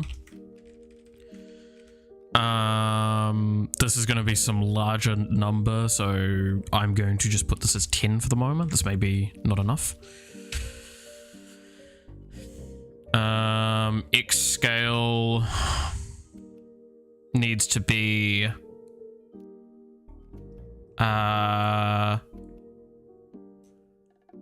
oh, can I do that math off the top of my head? No, I can't. Because it would be, the gap is this, so we need that times 3. Width is lane gap times 3. And the Y scale should be just very similar to this variable. But it will be the oops, forgot that button exists. The height, and we might need to make that a little bit more aggressive. Go to 600 instead. Rotation, nothing. Color, C underscore orange again. Sure, we can make this olive, see how that looks. And see all of this plugs in.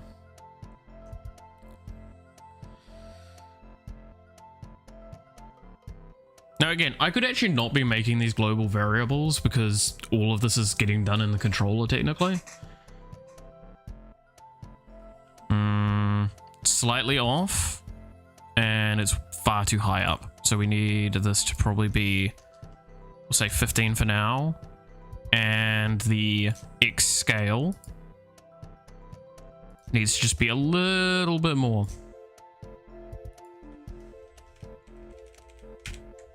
It probably actually just needs to be plussed by that same amount as this. And olive looked horrendous, but I'll leave it as that for now.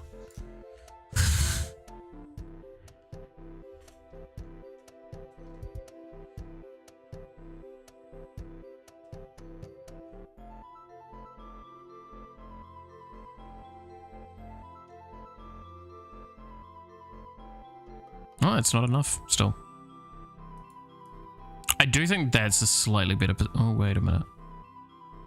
Oh, that was fine.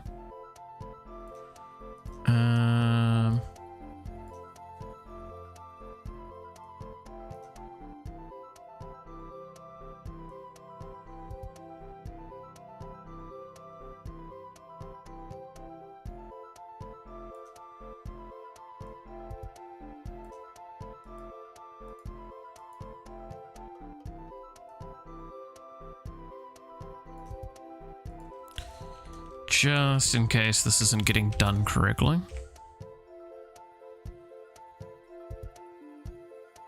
Doubtful as it is, though.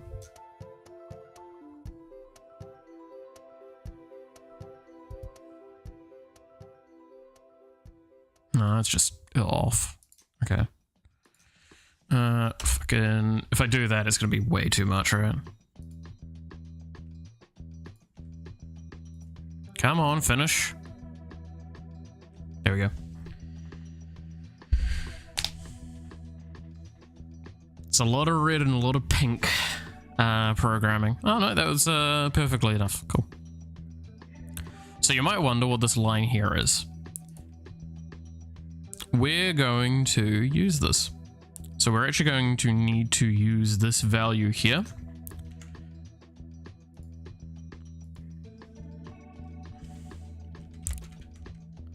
Dot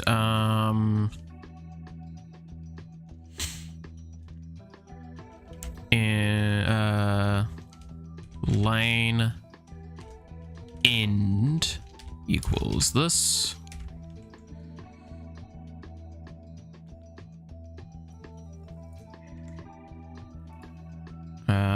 Go back here and we might as well replace that. So lane end actually matters for a few reasons. We'll see a bit later on that. And it means that we can also muck with the value in the future for other stuff as well. So at the moment, we have a game where you can move left and right based on where you're pressing on the screen, whether that is, and again, keep this in mind, with a mouse or with your thumb or your fingers, because mouse pressed is just technically where it is on the screen. So I'm holding down the mouse at the moment, or I could just be tapping. And it clamps inside of this lane. We are also automatically firing as we go.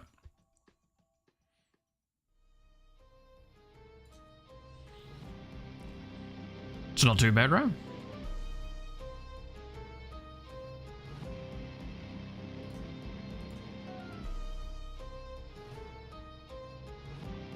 So now we've got to add something interesting. Enemies, right?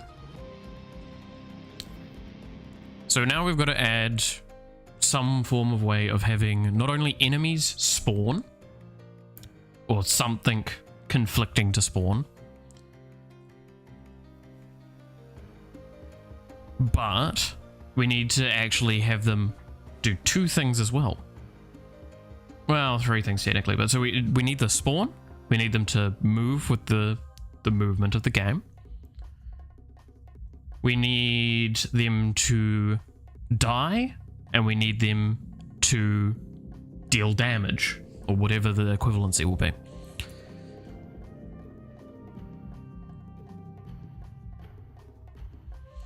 So, let's get to that. I'm going to...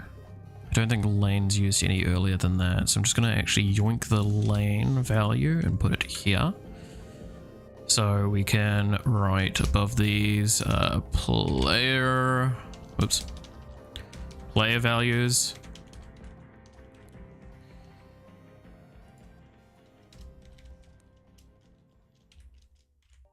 Projectile values. Lane values.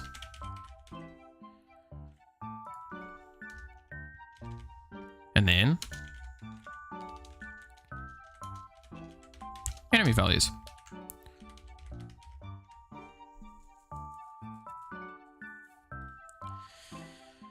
So we've got a couple of things we'll need to do.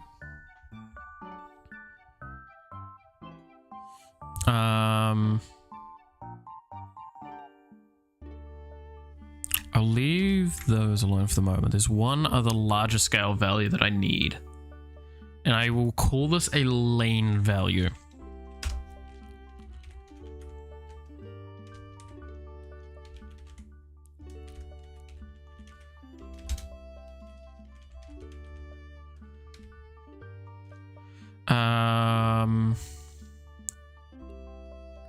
It'd be height divided by,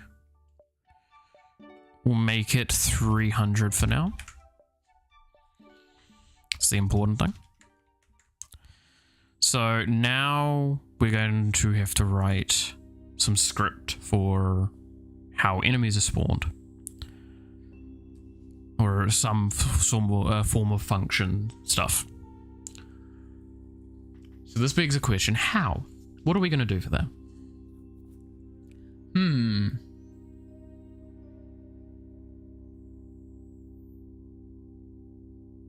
Because I'm also trying to avoid writing scripts, like actual straight up scripts again.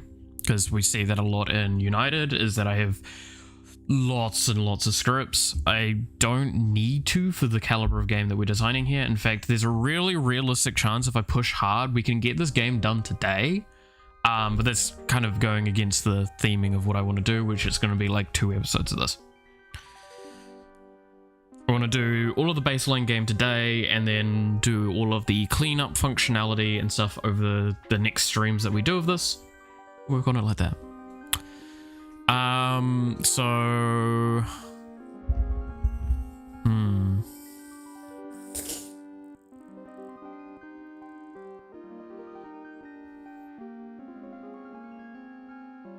Because what I'm going to do is that enemies are going to just be projectiles for now.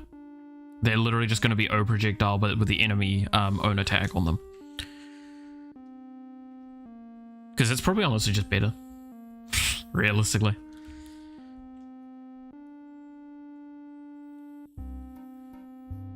So, how often do I want them spawning? And where do I want... and how I'm going to do that functionality? I think it's going to be a time source. So we removed that.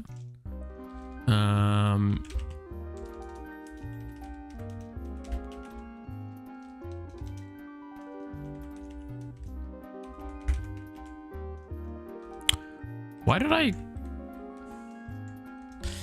Sometimes, man.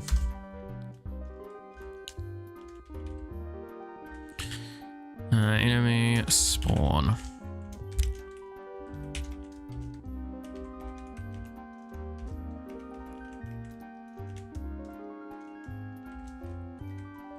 So we're going to use, again, a lot of the same stuff as before, but I'm going to put in a 1 second time for it. Oops.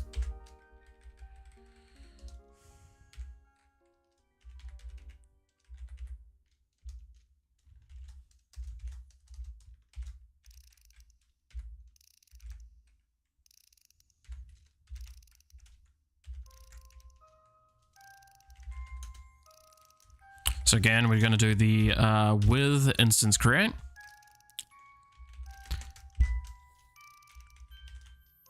And create. So I also want to stress there might be a question of like, why aren't you using create depth and you're using create layer? Create layer and the simplicity of what we're doing here is probably just the best option under most situations, as to not waste time. So I'm going to have to make a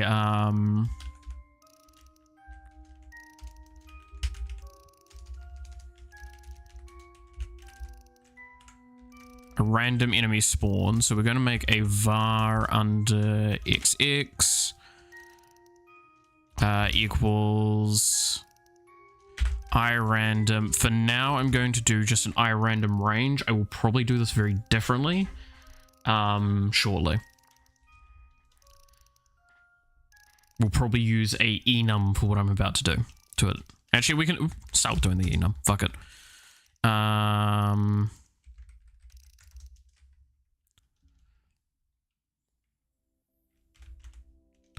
Var array index equals irandom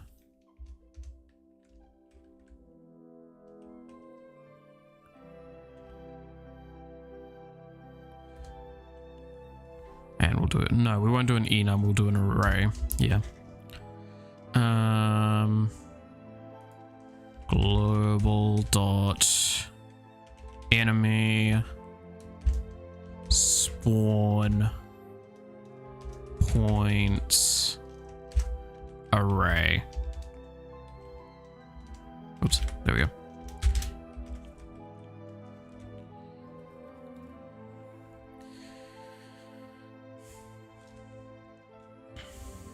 So this is... Oh, this is going to be really annoying. And someone got... Cats, please. You pain in my ass.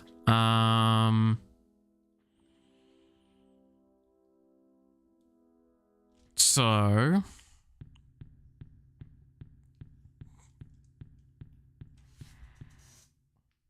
we have to acknowledge that all of these are going to be plussed to the lane gap, regardless.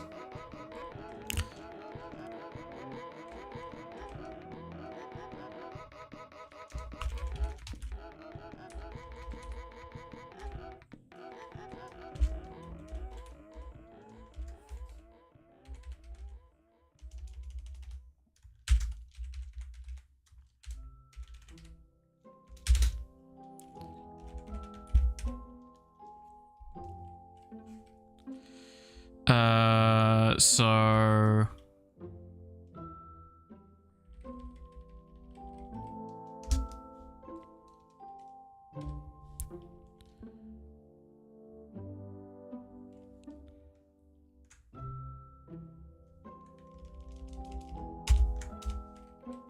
just gonna... Fuck, do I even need to do this then? Sorry, my brain just kind of realized how I'm gonna do this. I don't need this then. I just need a number of spawn points.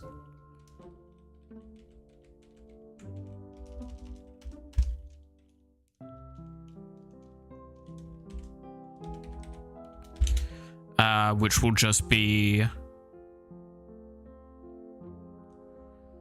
let's see. 3?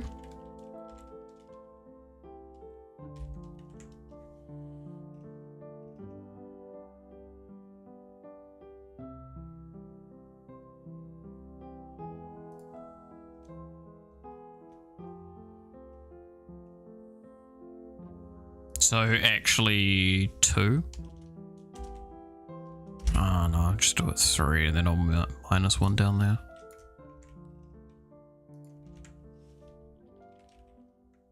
Or do iRandom range and start it at fucking 1.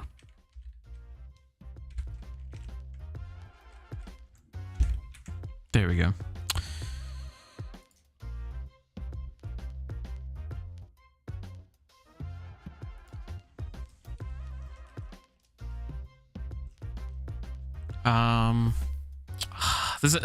The problem is I've got like 4 different ways of doing this in my head and I'm trying to remember which one I was choosing to do. Because all of them do very weirdly different things. One of them was like setting the locations and then just pulling from the array, which you'll see I was doing. This one I'm trying to do at the moment is a modifier percentage on all of the positionings.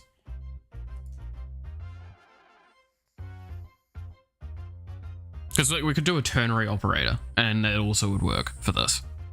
But that's like the same as doing the array. We'll do the fucking ternary operator. But then again... yeah, no, I'll just do a ternary operator. Alright,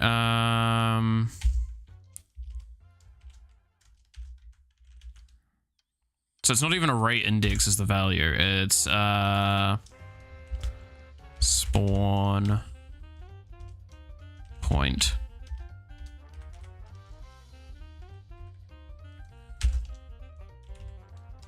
Because I've talked about ternary operators a lot, so I should probably just do it.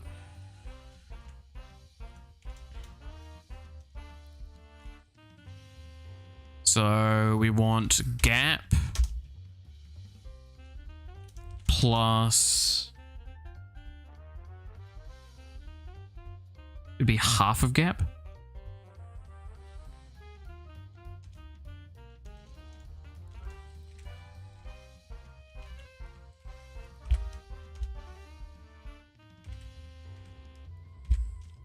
And then we put in the question mark, and I forgot to put in the thing here. Else, and then we put in a thing here. And I believe I need to do it internal to this. Spawn point is equal to 2. And I'm going to pull this down like this, just to make this a little bit more readable. Actually, not that far across. Do that there.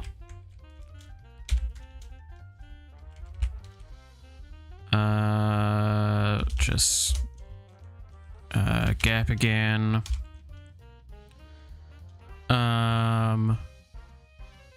And this can just be times 2.5.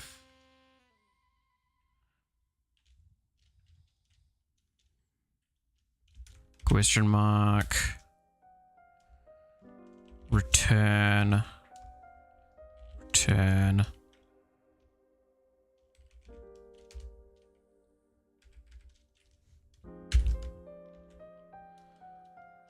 No, it's just an else at this point, right?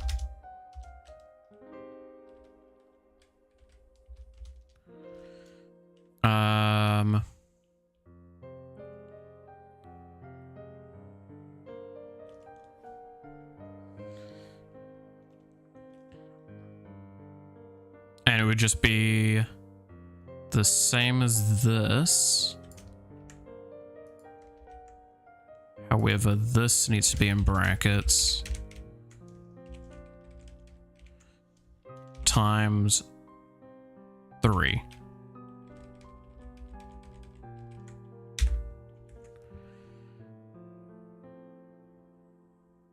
Unexpected syntax error. Yeah, I've probably got it wrong somewhere. I think I've got this the wrong way around. I think it's supposed to be this one here and then the question mark first. Yeah.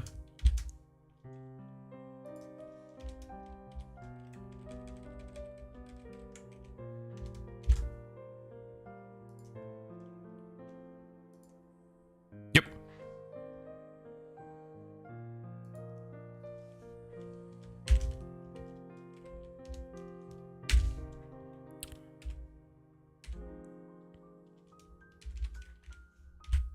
Oops. And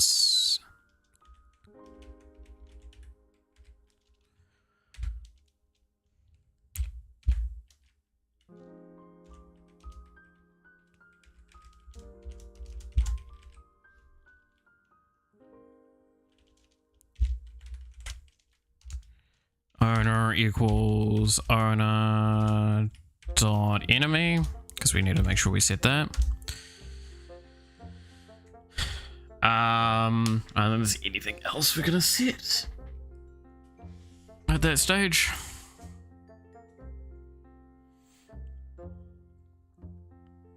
So again, this is probably not the correct way to do this. This is just, again, using a different coding style here that can be learned from. So again, ternary operators, they are useful. They can be used in a lot of different ways. This is where it starts becoming a bit questionable, especially when you're doing multiple ternary operators. But it makes sure, again, so this is what I failed to kind of explain better. When you do the ternary operator, if you're going to have kind of it as an if-else, which you can do, you need the if-else to be fully within inside a set of brackets. As you can see here, if I don't do this, it will not like it because it doesn't chain correctly.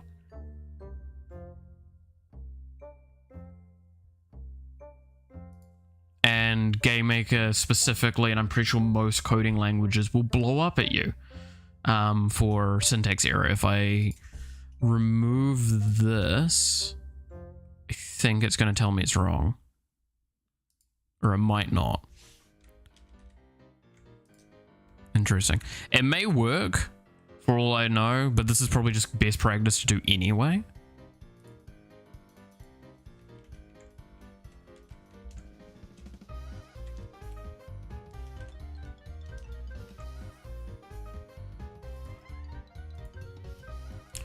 And now that we've got that in there, let's actually add the casing in here as well for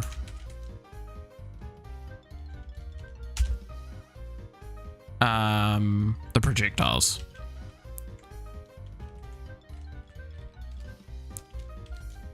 So we're going to do C red Haha, you're seeing red, get it? Ha ha ha ha. Plus equal. It was lane speed that we're going to base it off.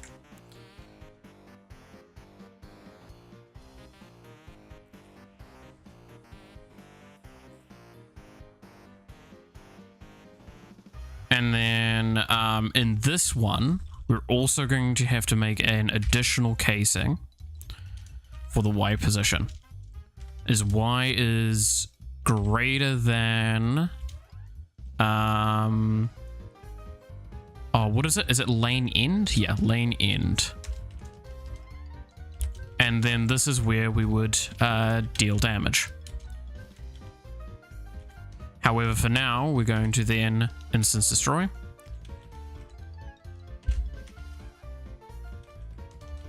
Destroy. There we go.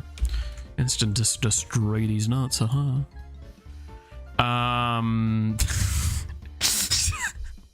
Okay, that was really stupid. I apologize. Now this should mean if we launch, the enemies will trickle down.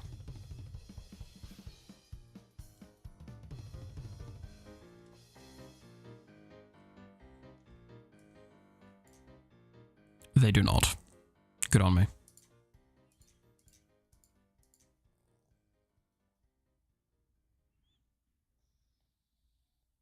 What have I done? Oh, they're spawning too high up.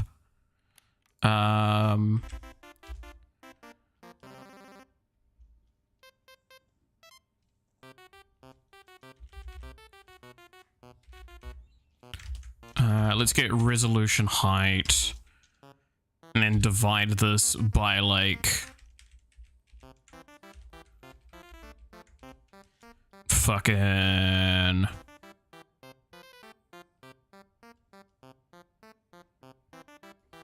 800.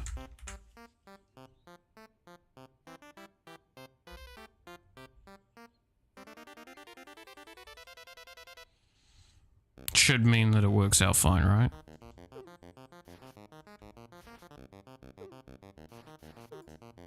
No.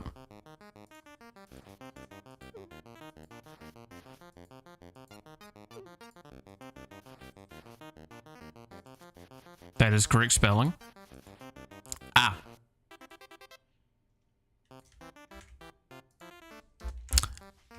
As they say in the business, big brain maneuver. I didn't even fucking draw it correctly. I didn't give it an image. Again, need to remember that in this we're doing it all very automated from the code, so there's no images. So there you go, there's enemy spawning. And you can see they're set to 3 locations. Am I going to be adding ads? Fuck, I don't know. Maybe. Probably not. I mean, I could look into the code if we are going to have it. And realistically speaking, if I add ads, it's going to probably be like in the menu down the bottom here. And I would design very accordingly. We would never actually have it pause the game or anything like that for it. The point is to show the programming. The less of the point is to actually publish this game. Now, I'm probably going to slow the enemy spawns down, realistically. We're probably going to put them to 2 seconds instead of this. Because this is probably a little too fast, especially for the player's current movement. But there you go. That's not too bad, isn't it? Pretty good for that. I'll probably just do it manually, I'll be honest. I tend not to use a lot of add-ons for a lot of the stuff I do, which does mean that I take a lot longer to get stuff done, but it also aids a learning exercise, right? The better I understand the foundational stuff, the more I can skip later.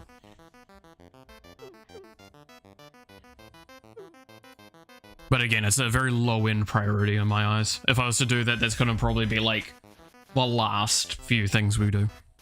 We don't even have a menu yet. We don't even have enemies dying to the projectiles. But it is a solid suggestion in case anyone else wants to consider that for their own games. Always worth looking up stuff like that. So now with the step event, on here, we're also going to add, what is it again? It's collide. There was a bit of code that my friend used that I can't remember what it was.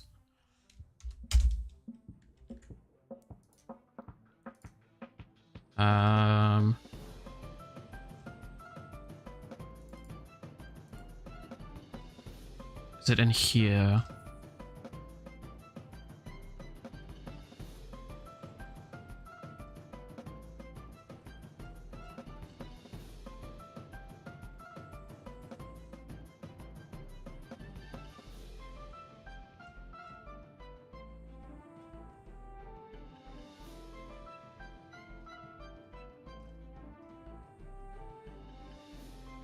Sorry, I'm just looking at, again, some code to see if I can remember how to do the thing. Move and collide? Well, no, we wouldn't want move and collide. We want to check when the collision occurs. There's a lot of different ways to do that. I have an easy way, but I remember seeing GameMake has a function for that somewhere. And I wanted to see if I could steal that.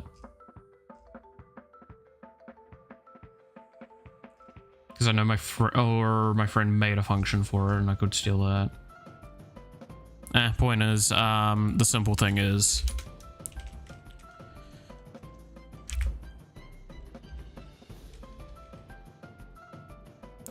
we probably want that one.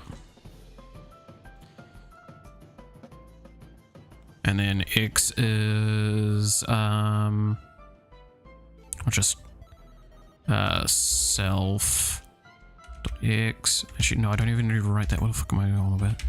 X, Y, X plus sprite width, Y plus sprite height. Collision with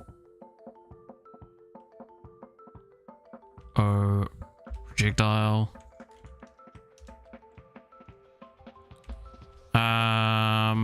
Yeah, we'll do it on 0 and true.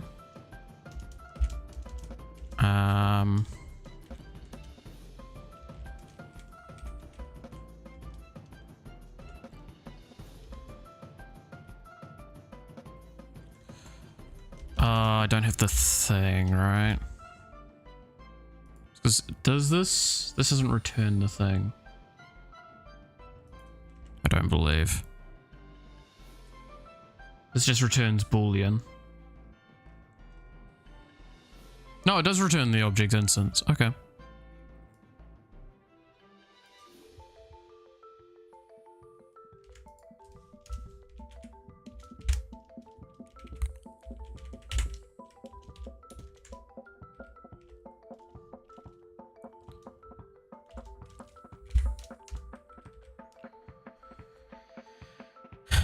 And if it's no one, it won't do this.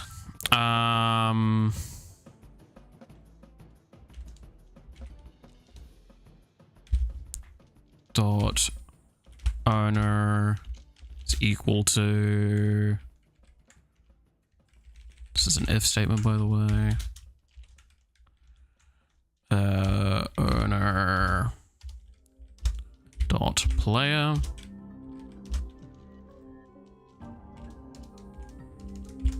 For now, again, so this is going to be take damage,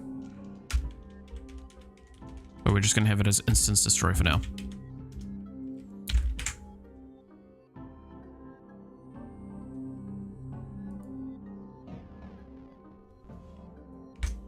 There we go.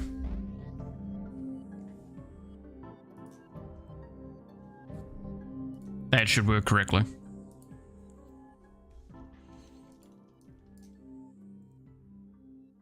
Come on, game. Apparently it's not responding. That's not a good sign.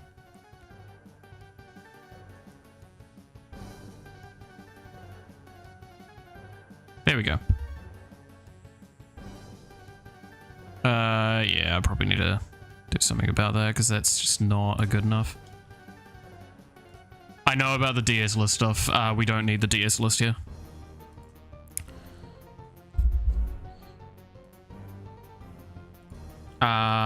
DS list would not help us because we are just dealing with individual instances. If we were dealing with a situation where the list made sense, then yes, it's probably wise to do.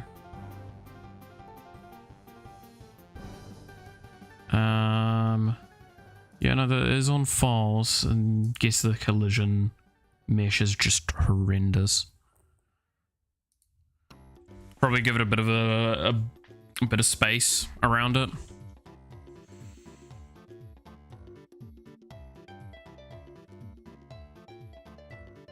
So we could always just do x minus what is it? It would be its projectile x scale, and y would be again minus projectile y scale, and this is getting very long, so we're just gonna do this.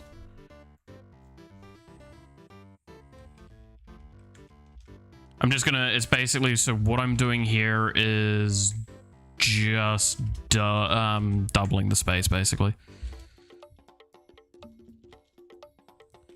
Scale.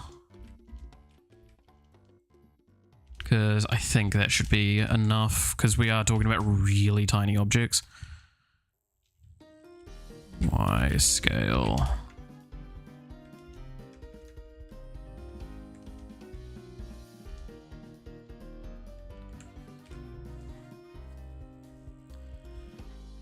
This is where like that whole aspect of game feel comes in. Because if it's precise or somewhat precise, then it's just going to be really hard to hit.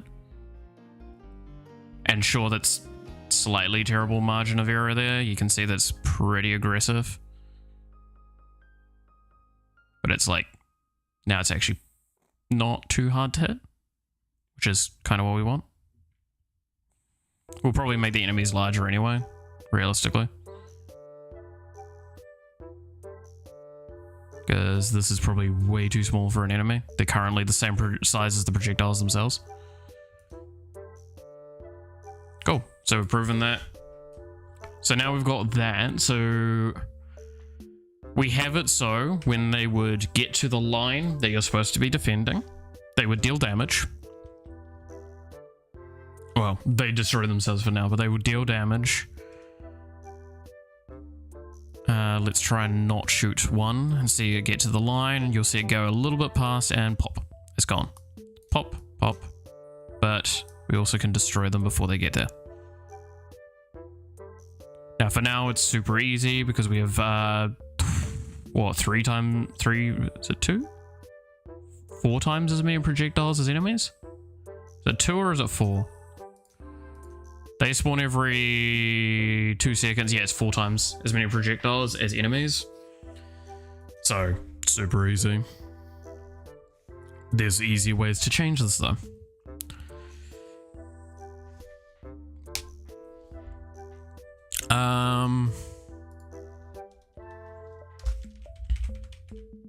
One thing I'm going to actually add while I think about it is player fire rate. So for now, it's just going to be 0.5. But it means that we can now tweak this external if we choose to.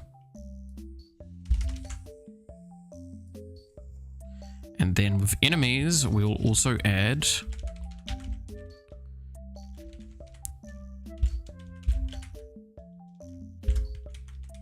enemy spawn rate, which will just be, again, 2 for now. It's the same values we have in those things. However, it means we can modify it faster and easier at a later point. Kind of, again, we're just doing as good a programming practices as we can with this.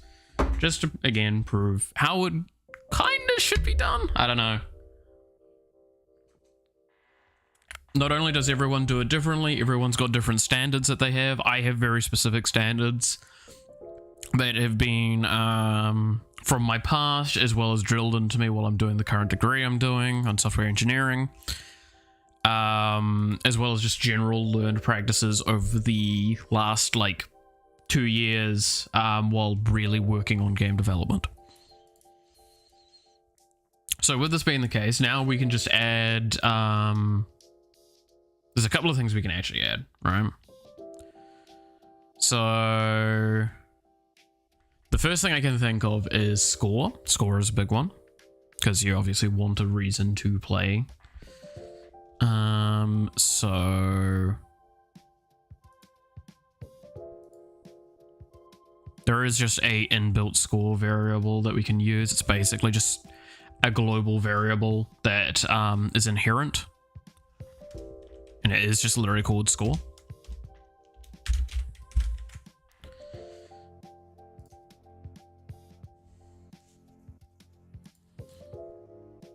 And with this we will add score plus plus.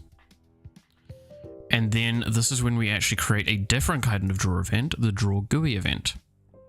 This is something that we're going to be using a lot later, but for now, we're just going to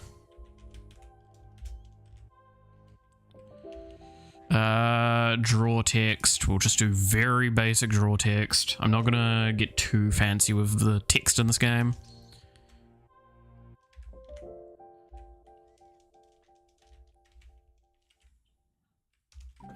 So I'm actually just going to, again, put these two very set values.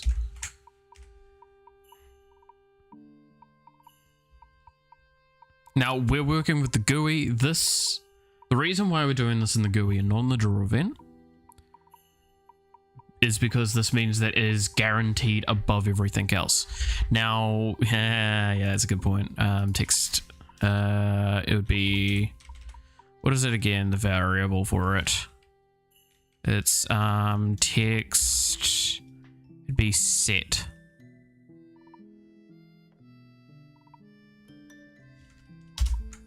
Set.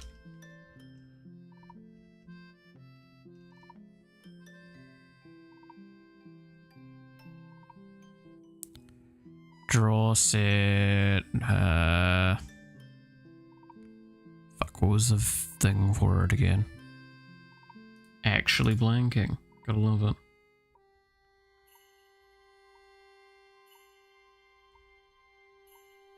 Just look at my old bit of code over here.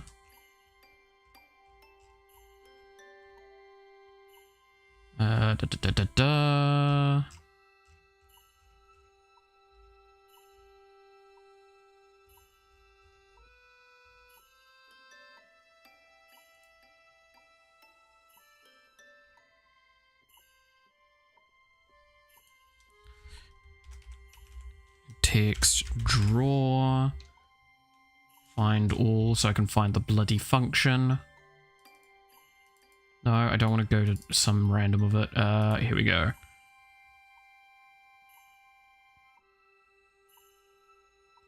Okay, so I do need to just do a different type of draw text for this. It's probably just going to be easier. Draw text, extended transform color. Gives me all of the controls that I'd want. So, position, string.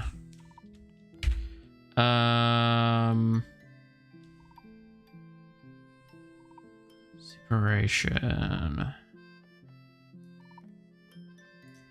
Just put in 32 for now.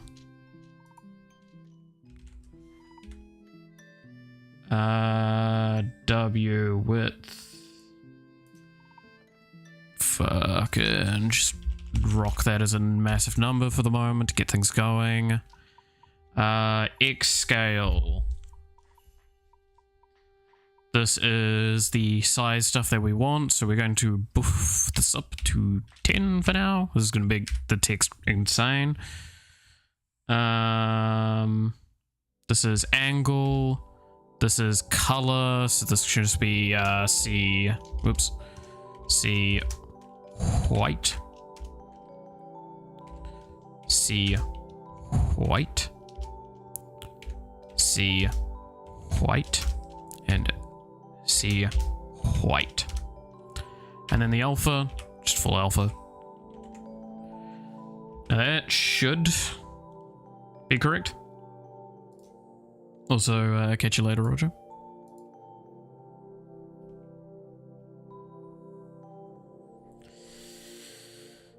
But again, that text might be a little too big. We have just drawn it to 10 times its original value. Yeah, it's a bit big. Can probably go do a good old double and half method. So we put it as half of what it is currently.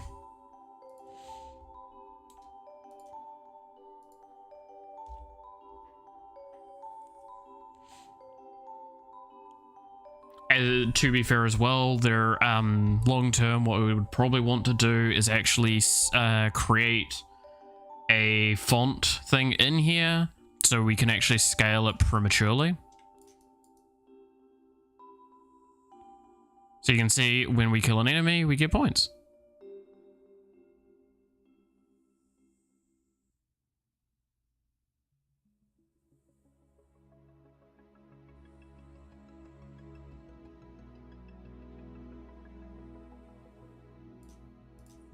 Awesome. So now we can also do a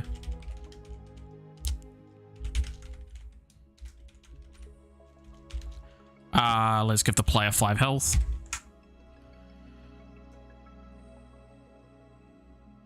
And then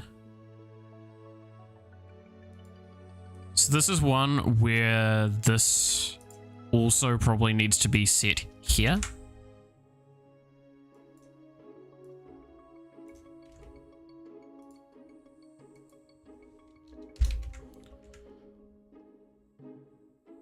So this is where I will probably create, this is where I would probably create a function, which would just set these variables and I can reset them very easily. So now we come to here. So now we have player health minus minus, and then we create an if player health is less than or equal to 0.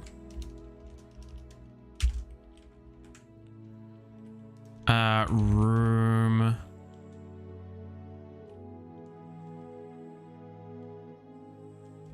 equals room game. This should just reset the room, which should mean that we get everything back to the beginning.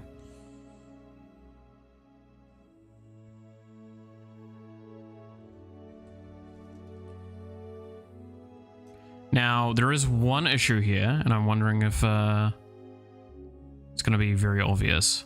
2, 3, 4, and this should kill us. Resets, cool. Look at the projectiles and look at the enemies. Everything's spawning way more now.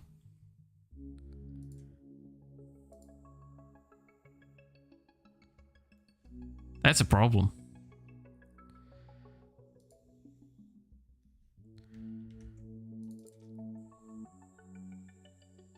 So there's a few things here with projectile.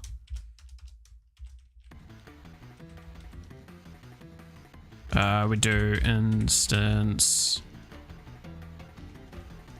destroy. Should do cleanup. Now, does that work the way I intend it to?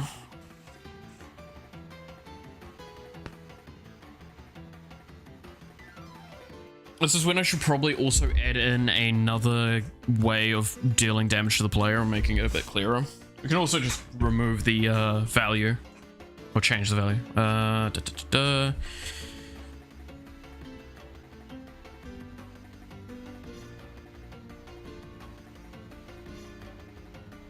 No, enemies are spawning duplicated and so things. Cool. Alright, that's great.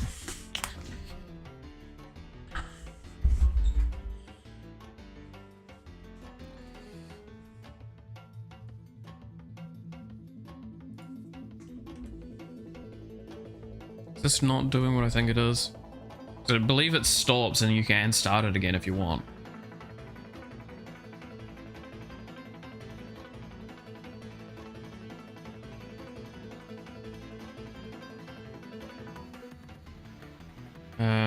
Time sources, get more info, double check some things. Time source, start.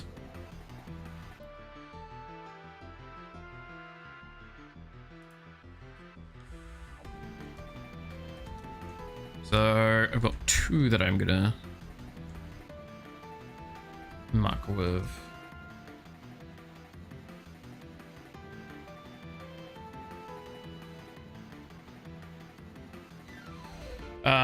The specific time source may be a new time source that was never started, was paused, stopped, or expired with no repetitions. This function will soft reset given the time source, resetting its expiry time, repetitions, and... No, so even I don't even need to stop it.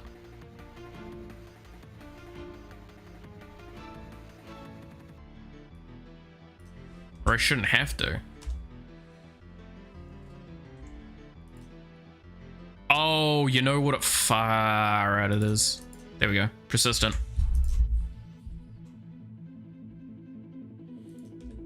My brain forgot. Okay, I'll explain that in a moment. But I want to check that this works.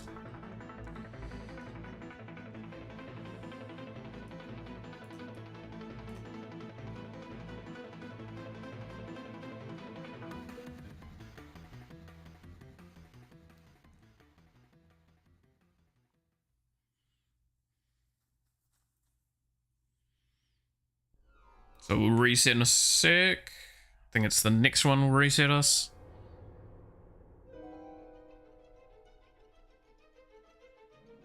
Here we go. Yes. So we're now finally at a point where this is the stuff that I need to be checking stuff about.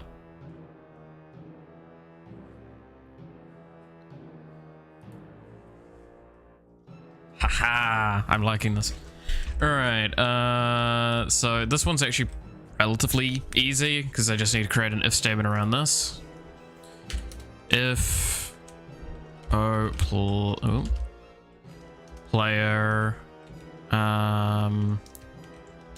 right, instance. I wish I could spell. Fuck hell. If instance of object player exists, then do these.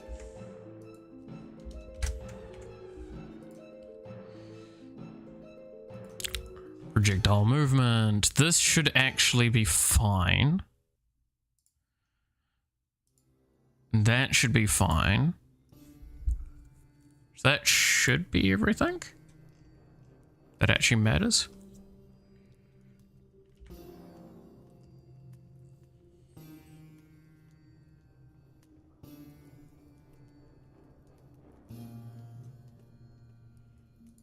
Let's create in the step event a very quick bit of code. If so, we're just going to put debug above this. It's always good to have some form of debugging code if you can. Keyboard check pressed key KV. Was it VK? Sorry, VK. P? No, we can't do it that way. That's right. It's ORD brackets and then P, and it has to be capitalized, please, people. It does need to be capitalized for that. If pressed,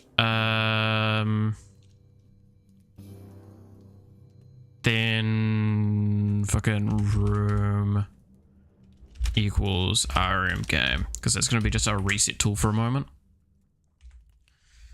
So we can force the room reset, which is basically what is happening when the player kills the things. So if I do this, all right. Unable to find instance of object index 2. Okay, abort.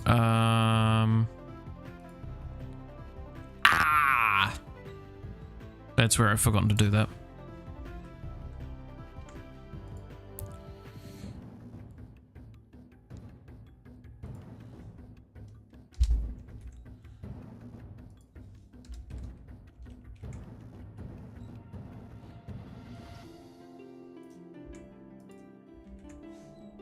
I wasn't reading, my bad. So this is that safety net that we needed. So this is going to, if the player exists, when it tries to spawn the projectile, it'll do it. If it doesn't, it's just gonna not do it.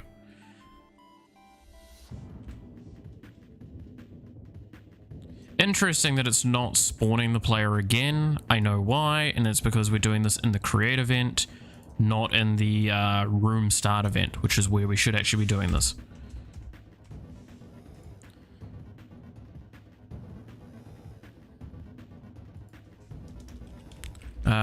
So we have a spawn the player.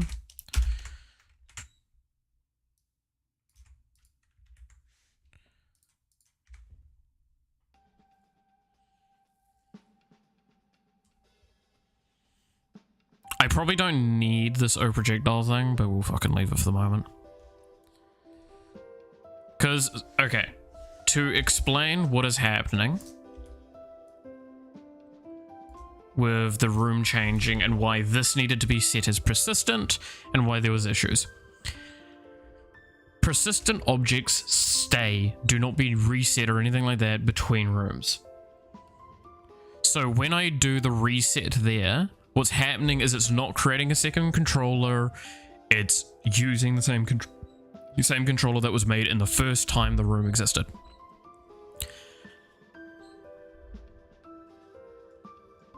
So this actually works properly, the room start. Now it's not just a secondary create event, it is the replacement for a create event, if that makes sense.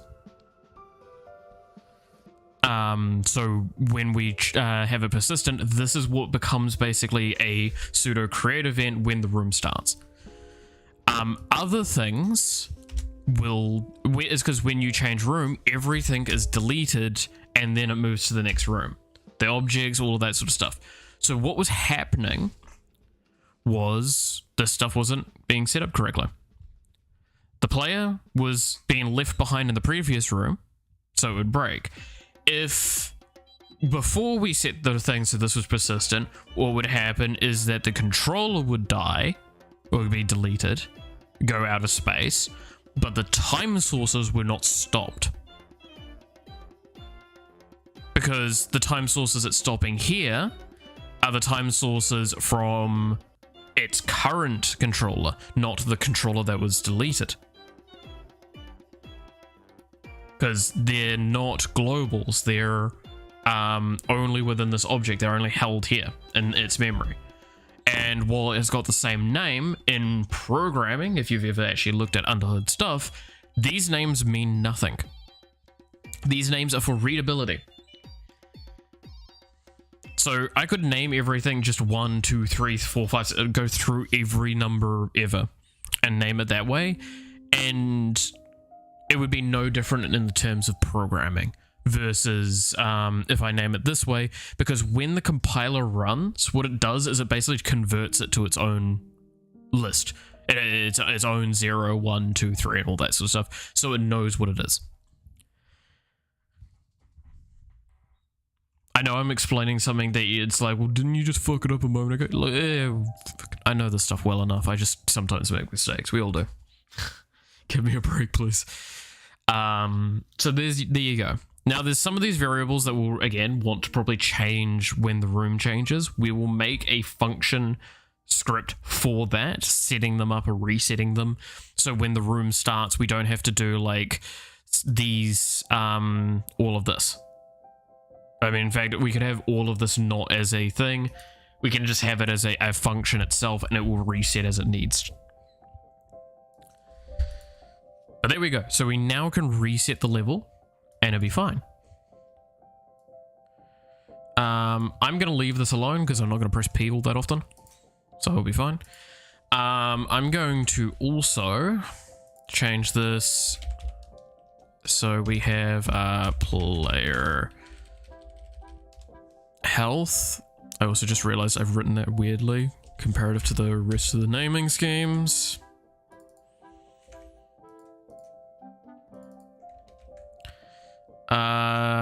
X is whatever the fuck I had for the this one.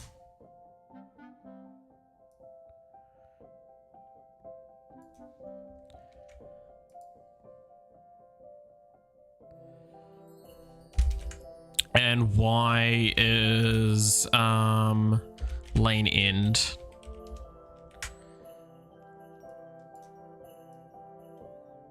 And that's long as fuck, but that will do for now.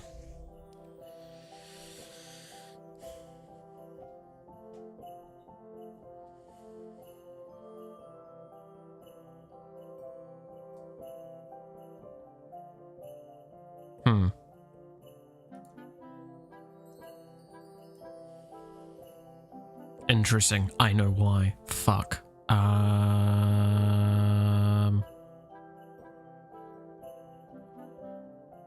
Is it divide by 2 that I need to do? Can I be asked? Probably not. Let's just do... So this is 0 and this is... get to GUI height minus...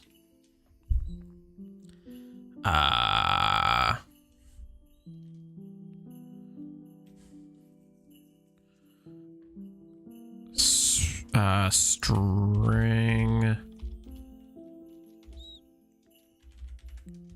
height, and then we just get player health.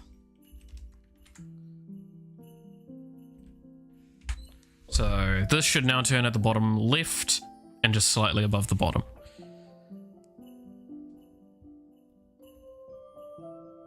I got it wrong. Yay.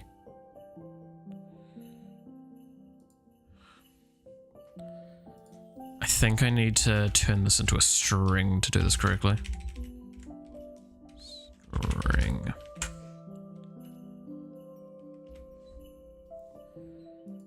Because I don't know if it's doing the conversion itself automatically. I think it needs the string input, and if I put in an integer, it's just not going to work correctly. Oh, you know what it fucking is the value's not right.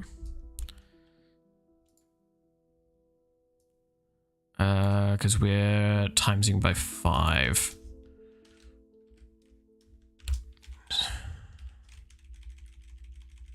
Again, these are variables that need to be changed at some point to being more universally usable. Yeah, there you go. See, turns up at the bottom correctly.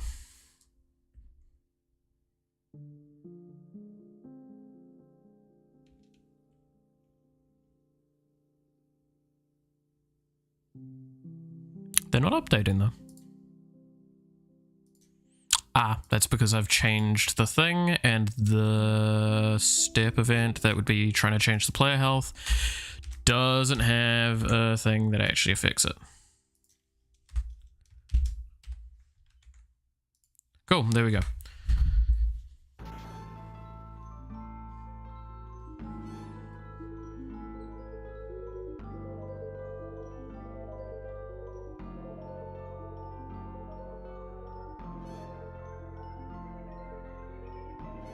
So now this should actually correctly update. 4, 3, 2, 1. Boom, 0. minus. And this isn't getting set. Yeah.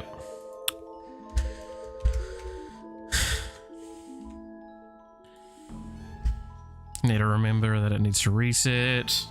This is why, again, a lot of these I want to move to a function so I don't have to rewrite them multiple times over. So let's try this again. We should see it basically, maybe we'll see it flicker 0 and it will then just reset the room immediately. We don't even see it flicker, it just automatically swaps over. Cool.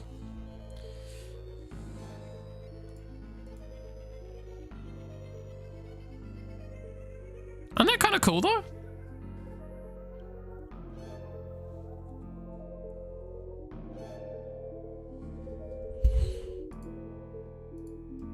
And look how quickly we've actually done a lot of this. Again, we started 3 hours ago now? Is it 3 hours? Fuck, okay, that is a bit of a time. Yeah, nearly 3 hours ago we started.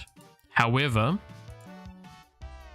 big thing on this, however, we have basically all of the core functionality of the game outside of one big thing and then UI.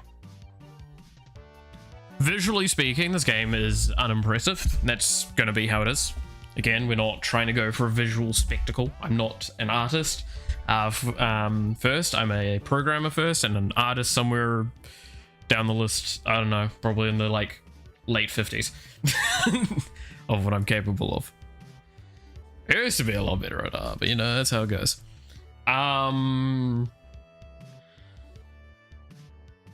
So I'm going to close that and check on this. I hope this has been interesting so far, by the way. I know that this may be going over some people's heads. It may not be easy to fully follow. If you have a question, do not be afraid to speak up. I'm not going to bite your head off. In fact, very much the opposite. I'm going to love someone asking me a question.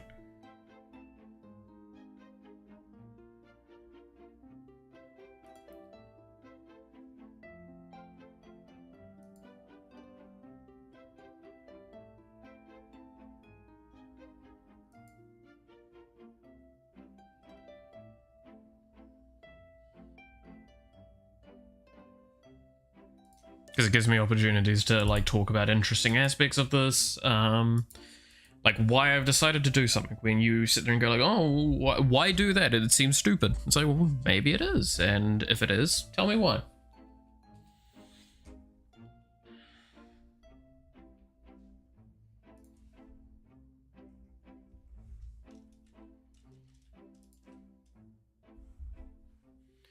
Okay, so time to make the next thing that we're going to produce. Because there's like, again, there's only a few more key features that I will consider as important. We'll see how this goes. I also just realized I want to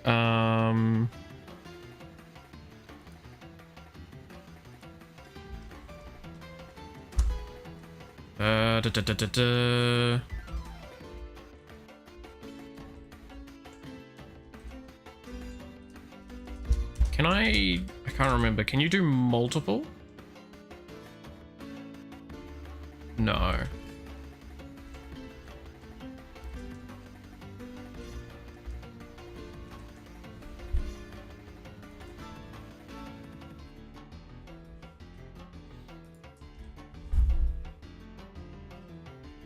Okay.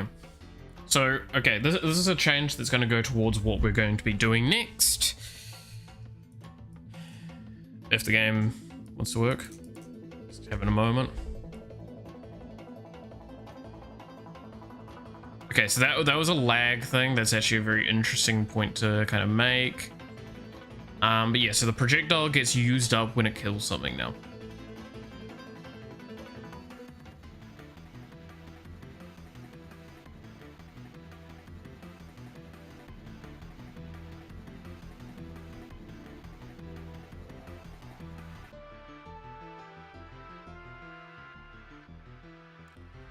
Okay. So. How would I best handle that? I guess I could just make a discrepancy thing. Check if real time's not correct. If so, pause everything.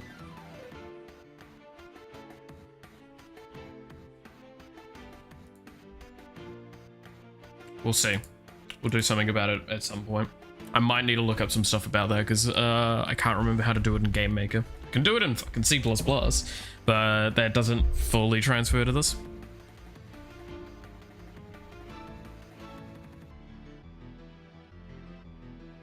Okay, so next we work on gates. Gates are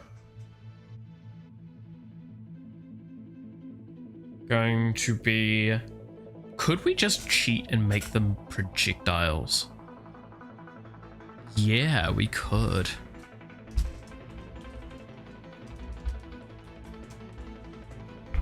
Again, just a reminder, some things are a bit fucking weird.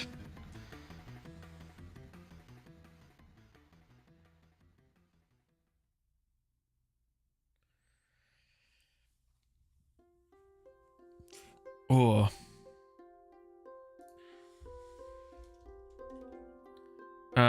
I'm going to change this from term enemy spawn to just spawn. Which means I need to change it here. And I think that's the only place I actually need to change it at this point. Because we're going to use...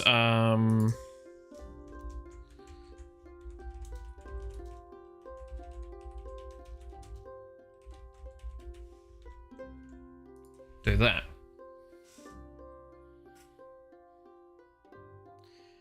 So now this means I'm actually going to take this away from being a ternary operator and put it to a thing, like I said before, an array.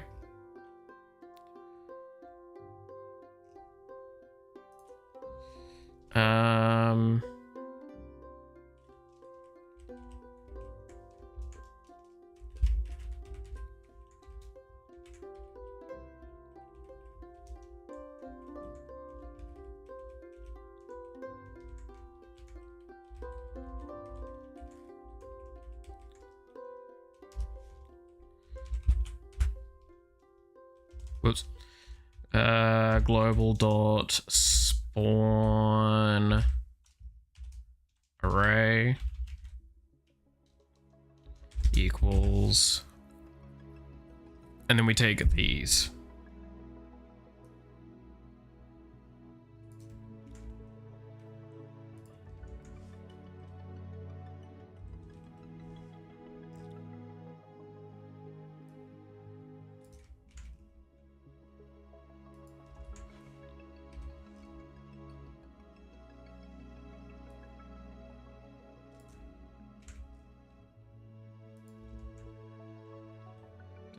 Alright, with that being the case, let's do it this way.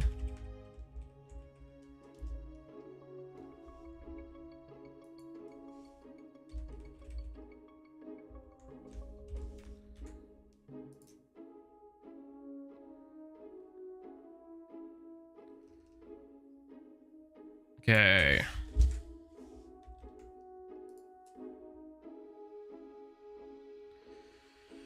So now, I random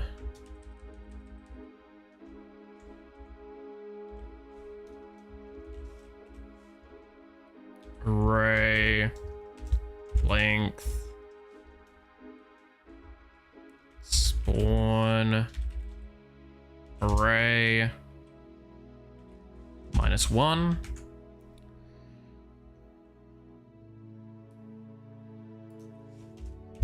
And then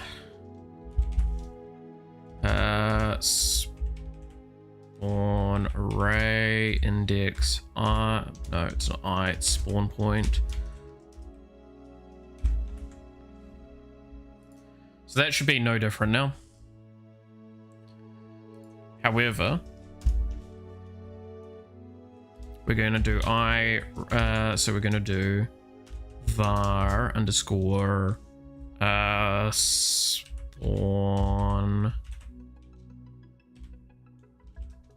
gate equals irandom. So again, irandom is from 0 to whatever value you have. Range is from whatever value you set first to whatever value you set second. Why this is important is because in this case, with the array length, an array length, so if there's 3 items in an array, the array length will return as 3. However, the indexing is 0, 1, and 2. So therefore, I have to put -1.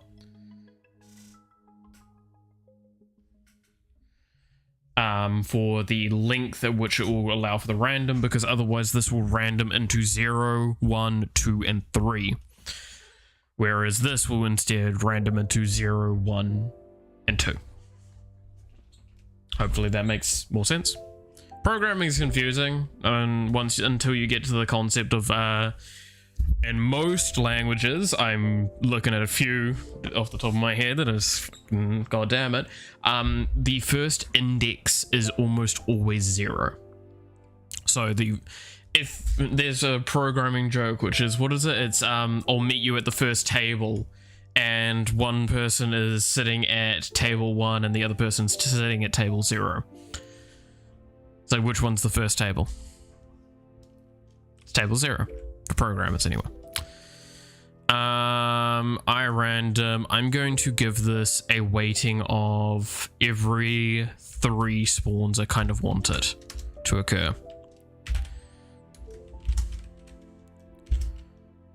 Spawn gate is equal to 0.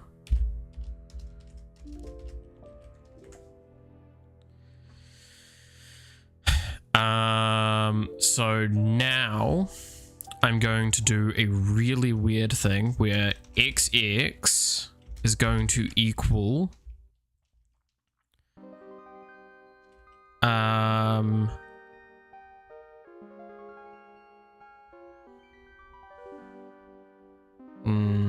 am I going to actually do this? There's a few things I'm going to have to do here. It's going to be really weird, because what I want to do is I want to spawn it in the non-enemy spot, or one of the non-enemy spots. So what is best to do then is create a var spawn array equals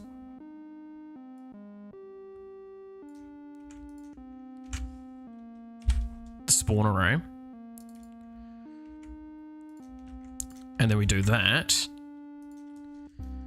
and then we array delete spawn array spawn point 1, and then we do spawn point equals, so we also, I'm just going to put this in here for prosperity's sake, and this means I can copy this code and I can copy this code.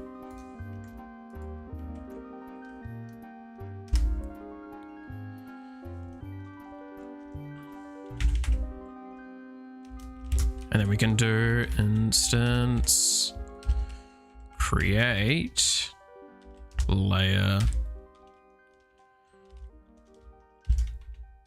XX 0 instances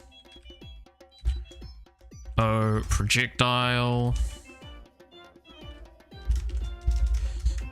So to explain what I have done here, we have made it a temporary array that would equal the same stuff as what was in this array. What this means is that augmenting this array will not change this array at all. However, it will change this array within the scope of this function. What that means, we are now deleting the spawn point that was pulled for the enemy projectile.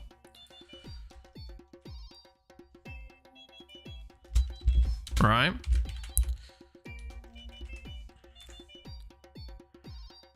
So by deleting this spot, it cannot spawn in the same spot.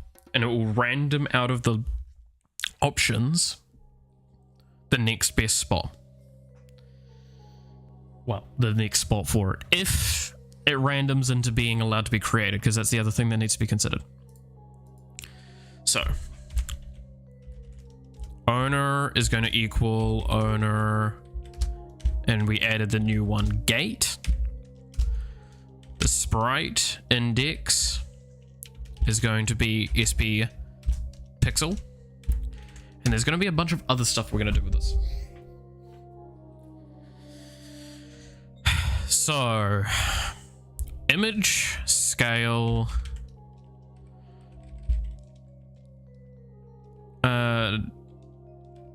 X is going to equal, I'm going to make it for now the player X scale and the player Y scale.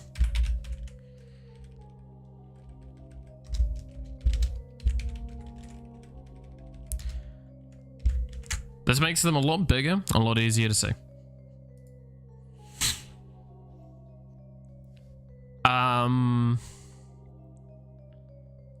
There is a couple of things I'm going to do with this. But we'll do this for the moment. This just gets us our baseline thing that we can now work with over here. There is, now I'm going to have to introduce the next thing, which is health to the targets. So I'm going to put in actual health value. Health value is going to equal, for now, I'm just going to make a set variable of, we'll say 3. It's going to make it a little hard to break. No, we'll do it 2 for the moment, so we know once 2 projectiles hit this, it will work. But we're going to have these as some of the things that are changing. I'm also going to add health to the enemy, and we're just going to set it to 1 for now, and we'll change some of the functionality there. Because that way we can work with the projectiles a little bit better. So now we go to the step event. And that's where we're going to do health minus minus. If health is less than or equal to 0, do this. And we're going to copy this code here.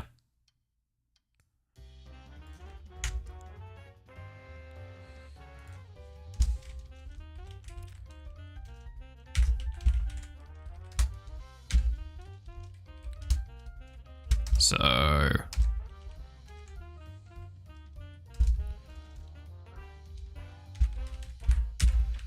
don't forget to add the break as per usual.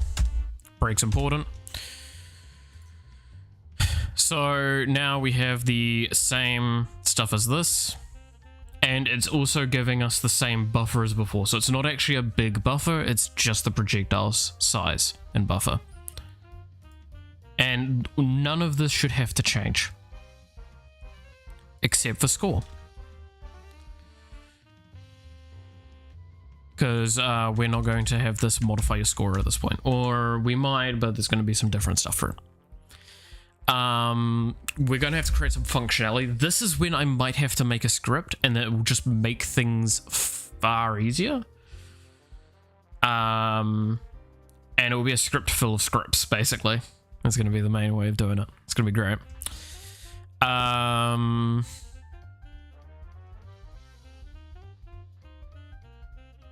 We'll see. So this should mean that it spawns a big old object. So we're going to make the image blend as well. We're going to change that in a second. I'm just going to nudge this up and realize that this is slightly off.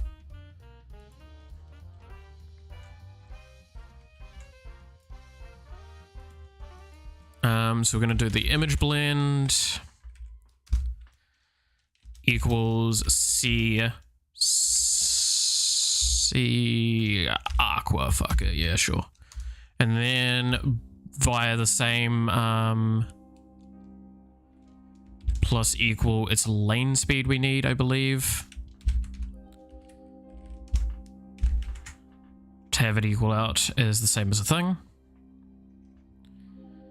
And we also need this code here, but we're going to change it.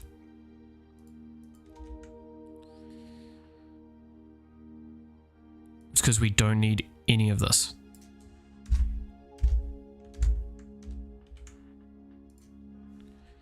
So now we should have big old aqua blocks being spawned from time to time. And they should have all the functionality that they need. And I'll just take 2 hits to die.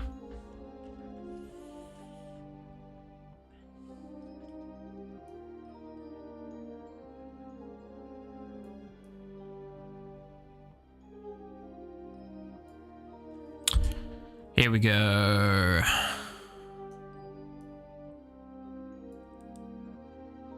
-1 is out of range. What?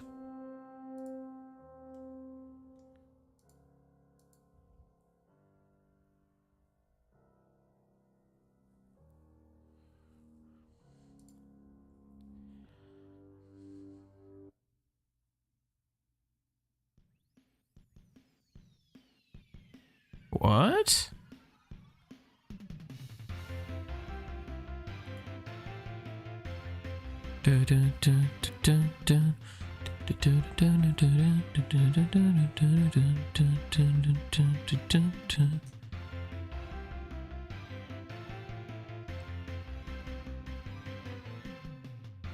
Ah, it's a pulling reference. So what's happening?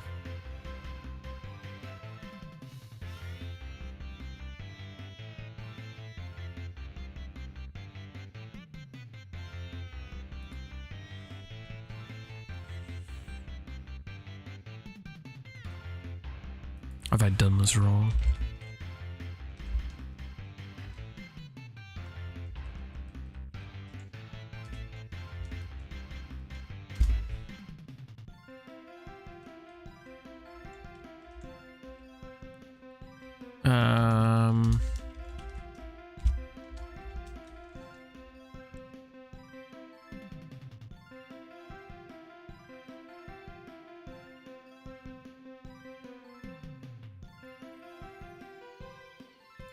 Is this what I want?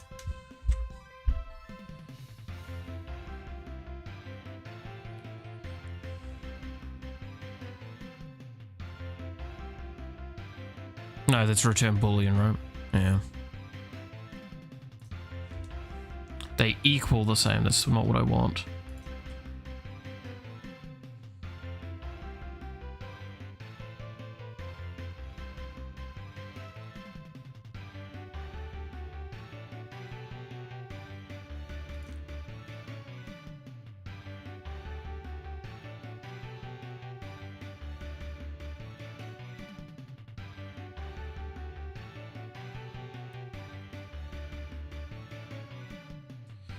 I guess I could concat it.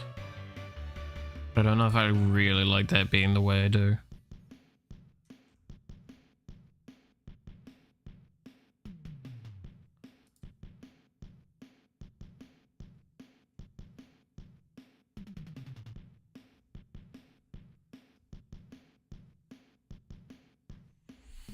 Okay,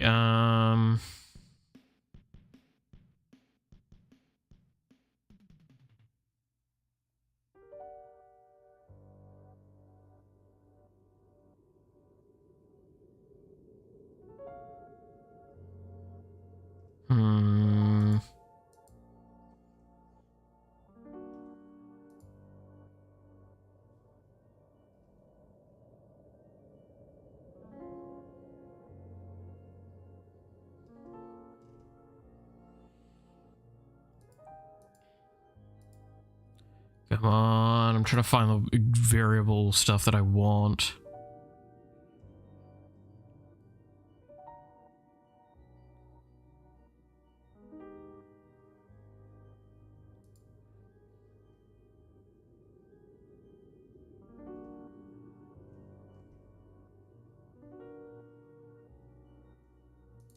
I could just, yeah, let's try concatenating it.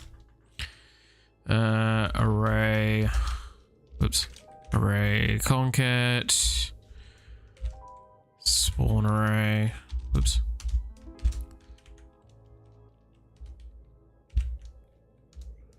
Array, oops, and then it's,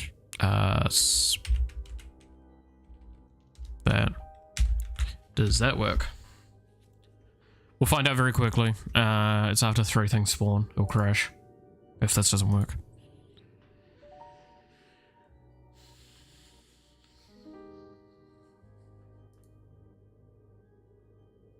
Or worse.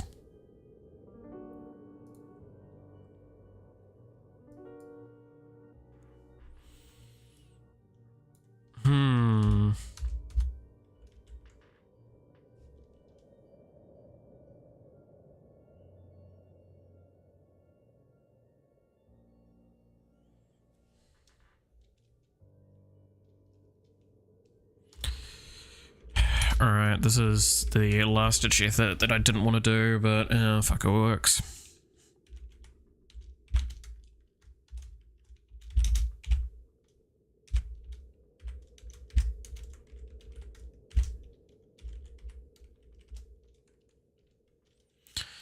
Spawn array. I just couldn't think of a better answer, so we'll just do this. Array. Insert into spawn array. Insert to I. Insert value. Spawn array. Same index.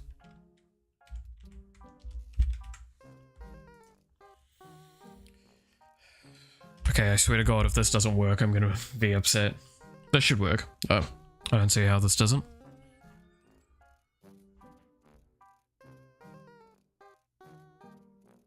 One thing spawned, 2 things spawn, 3rd thing spawned, and we even had the box spawn. Cool.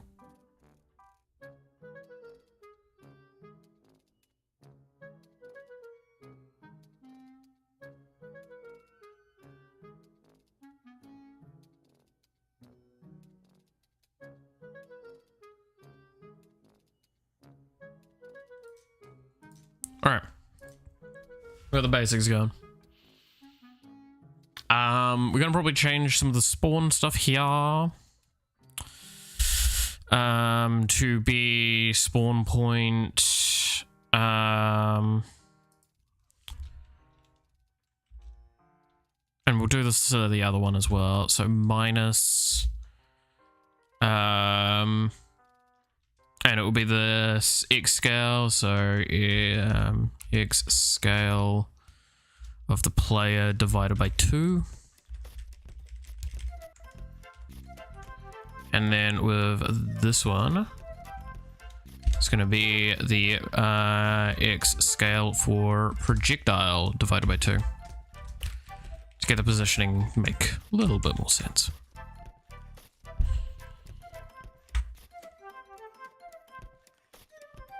The projectile probably won't move basically at all because it's just such a small amount.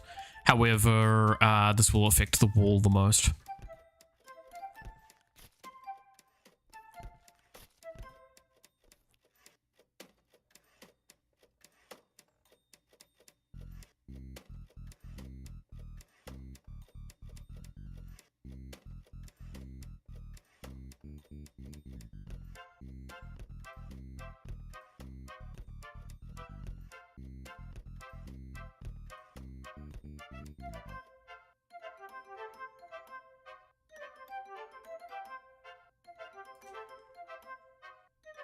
Kind of want a wall that's fresh so I can actually kill it properly.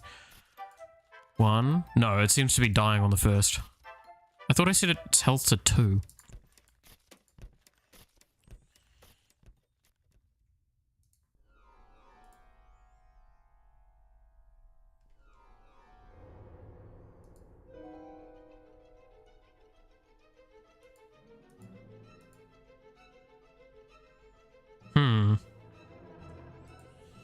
Might need to do something about that because it doesn't seem to be working correctly. We'll see.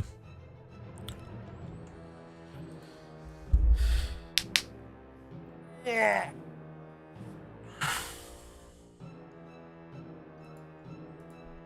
But what do we think? Looking a bit better?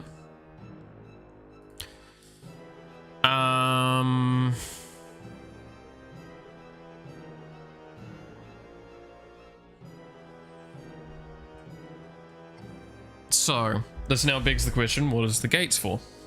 Right? Well, I'm sure you guys have seen that one like mobile game advert, and I actually like the idea of the game, which is like you're constantly shooting and you gotta shoot enemies, then you've also got to shoot the gate, like the fucking object thing, and when you shoot it and it lowers its health enough, you get a bonus. And you'll always see, like, on the fucking thing, like, there's also the gates that you need to touch, and they'll multiply or decrease and all that sort of stuff, and then eventually they get a boss, and because the person playing the fucking advert is an absolute moron, they always lose. And what's worse is that when you go and play the game, it's nothing fucking like that, and it's actually a cool idea of a system. Yeah, so that's what we're doing. That is genuinely what we are doing. We are going to keep improving this and tweaking it to do that.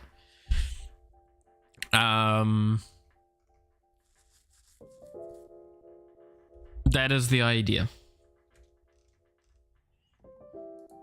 So we'll have gates and we'll have the power-ups. The gates, well, I say gates, but the change things will probably just call something different, but for now the destructible things, the power-ups that you see that you have to destroy them, that's what the gates are. That is why we're going to get them working, and then we're going to pass through a function that will be called when they die. That is the idea. And that's why I was talking about a lot of scripting and stuff like that, is we'll script out what the functions will be. So the function might be increase player health, increase fire rate, decrease enemy speed, increase enemy speed, stuff like that. So it makes the game scalable to the player.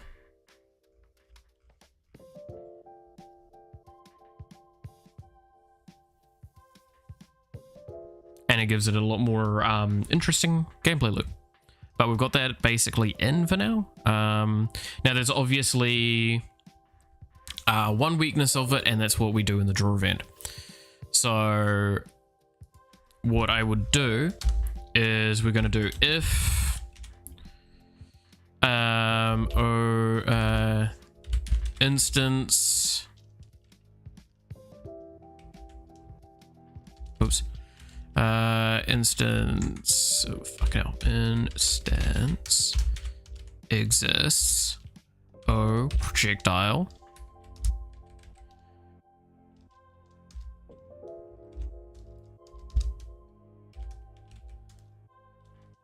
with O projectile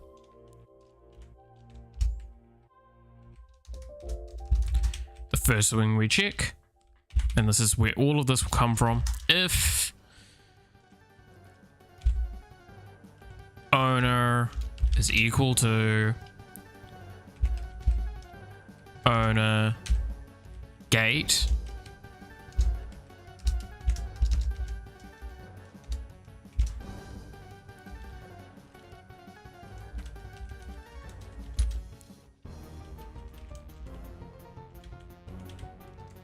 display the gate reward.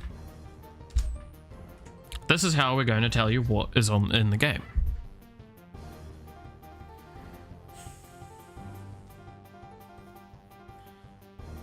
I think that's pretty solid of an idea.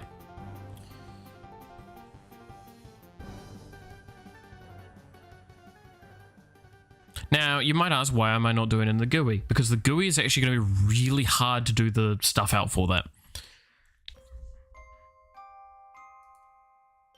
And get it correct.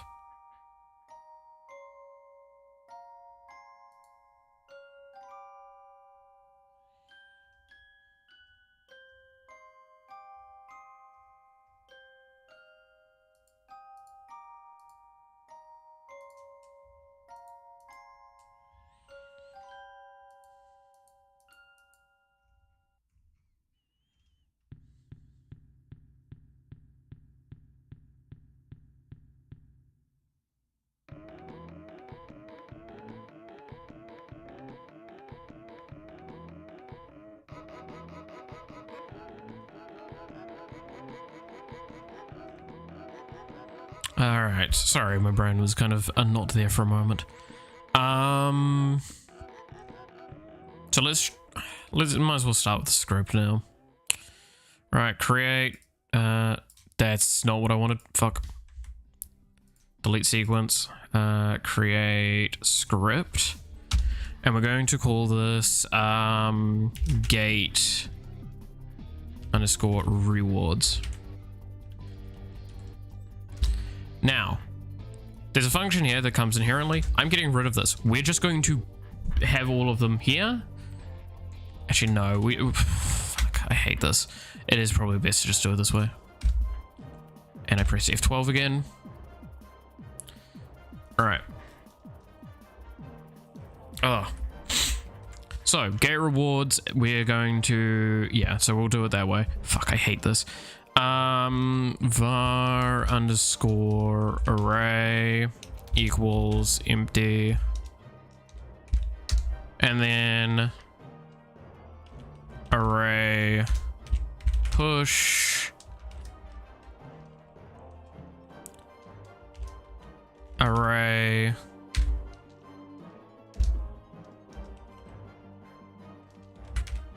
function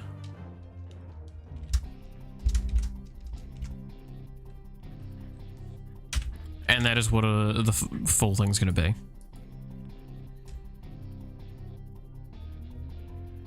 We're not going to feed anything through because it's going to be modifying global variables, so we can just modify them pretty freely. That is just how we're going to go through it. So what this one might be is increase the player's fire rate.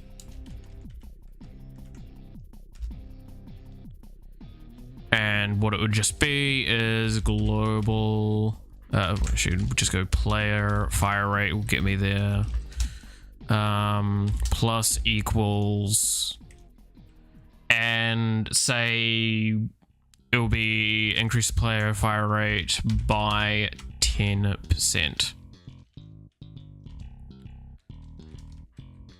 So this is where you get the fun part of how do you get a 10%? Well, what you do is you take the original value and you times it by 0.1. Well done. I've just got 10% of the original value added on to the new value, to the value. So this will increase and decrease it on a scale that's obscene, mind you, but it will work.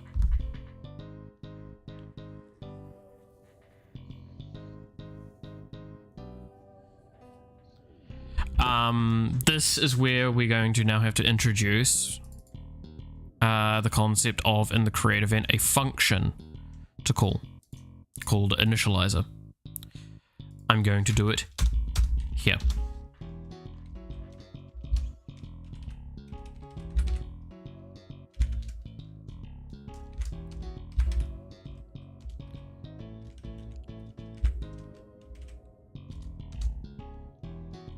Just call it initialize. And what we're going to do then is yoink all of these. No. Spawning values will, yeah, spawning values will change, but spawn array won't.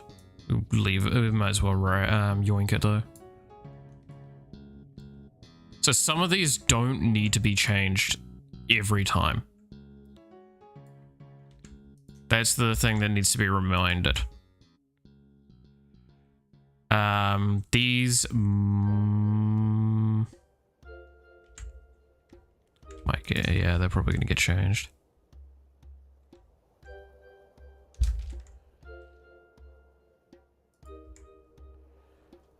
But fire rate, health, and score we know will get changed.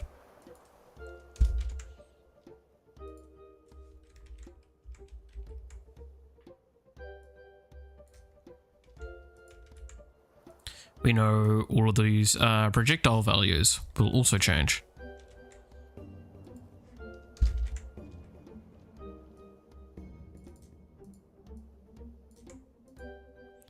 And we know lane speed will change.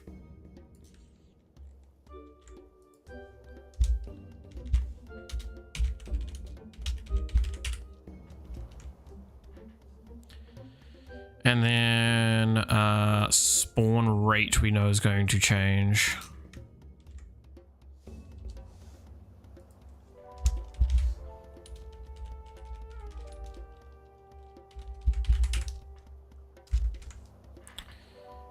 So you might ask, but what about the first time? Because of the way this is written, this should call itself first time run.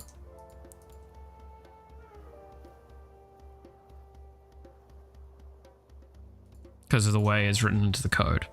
So we don't need to worry about that. If I'm wrong, I'm wrong, and we're going to see a really quick error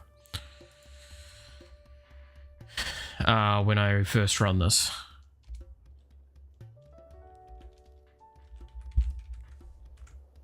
However, this also means we should be able to call initialization on room start here.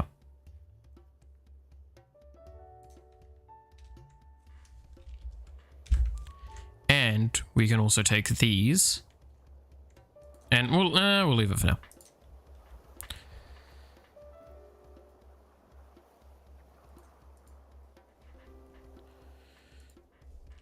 So let's see if we get a crash.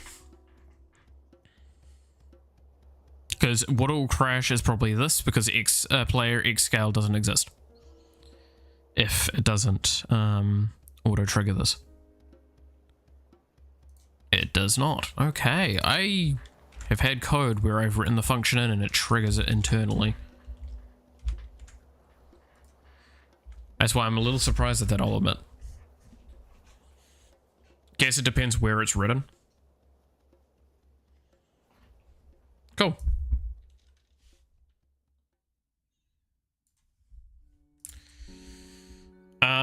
Now there is another aspect of initialization I'm going to write. Now, I don't know if anyone's noticed this, but the game doesn't, it's actually very consistent where everything's been spawning. 2 on the left, then I think it's 1 on the right, and then like another 1 on the left every time we run. That is because the seed of the game is not any different. Every time we run it, it is the exact same seed. So everything's going to be the same. It's going to origin from the same random, the randomized values, which is where randomize comes in. Randomize changes the current seed of the thing. What we're doing is now in the initialization process, which means every time the room is loaded, all the values are thrown up in the air and confetti is everywhere. This means that anything randomized from that point onwards, like any random numbers, are on a different seed. So if we run now, we're not going to guarantee that the first 2 will be on the left.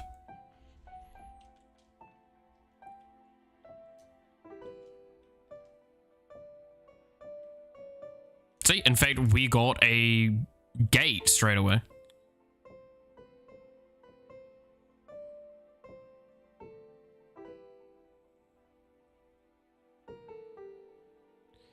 I need to fix something about the gate because it doesn't... I want to say health is a global variable and not a local variable. So let's just change it to HP. HP standing for hit points. Sure, we have all come across the term hit points before.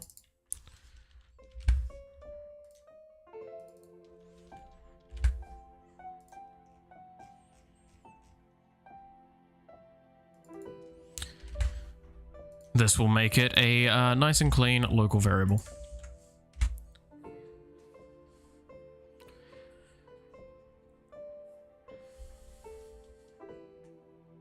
So you'll see as we load again, this might be different. Yeah, no, it's one that starts on the right this time.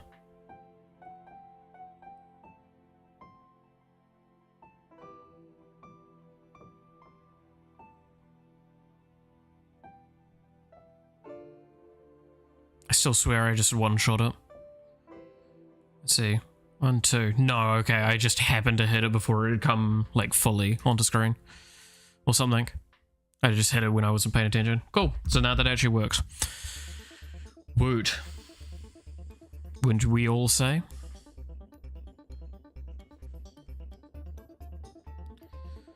So. Now this is actually where I will point at, technically I've done this part wrong, and we're going to change this. Is, you see, what we're going to do is we're going to create a struct inside of this.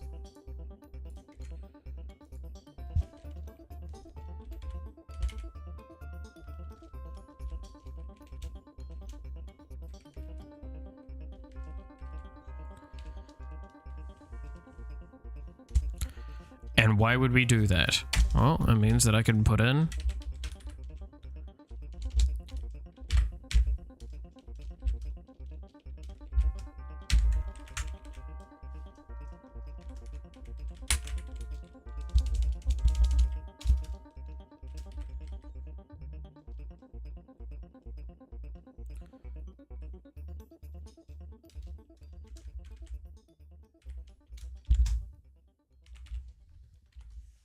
that. Why would we want this? That's an interesting question. You can see in a second. This will probably be the last thing we do for today, by the way. We've been going for, was it almost 4 hours? And I think we've covered a lot of ground. So let's get this going. Display the gate reward. So first of all, we need to go to the create of these and add in, actually, no, I need to go back here first. Return array.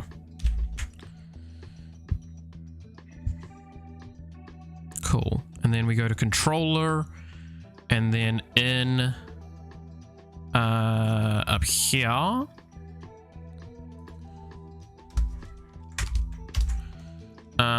spawning values global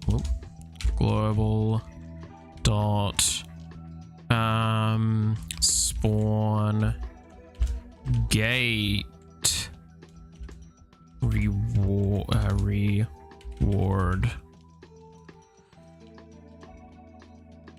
array equals, and then we call the function, which is gate rewards.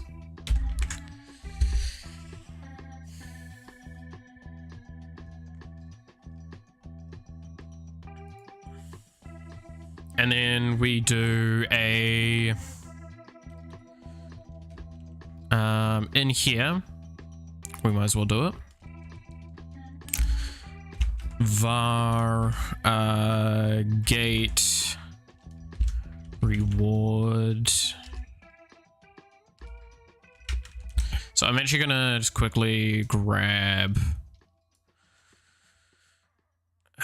a copy of this.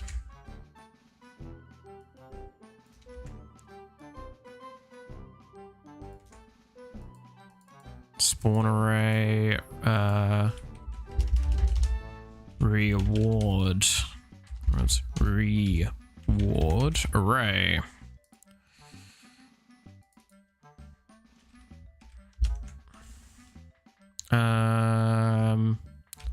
Spawn gate reward array.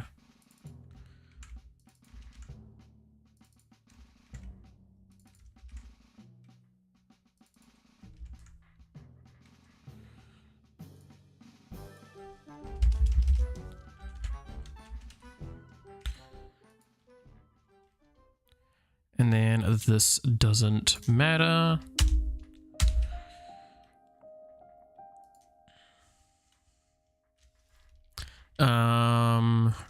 Reward equals reward array index reward point. And then we go to draw and we draw text, extended, color, transform, magic bullshit. With just for now, do the X and the Y. The string will be reward dot detail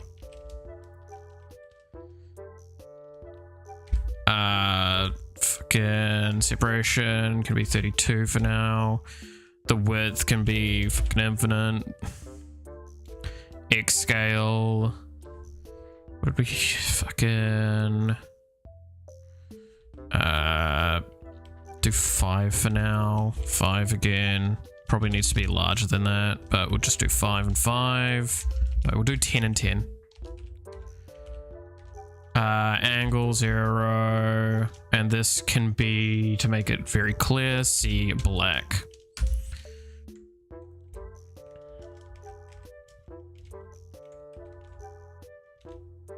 Oops.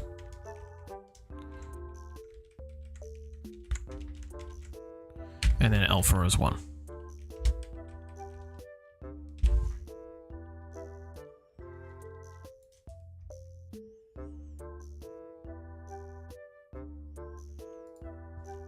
Let's see if this works. There's a good chance this might not, by the way. But we're just trying to display the detail of it for now.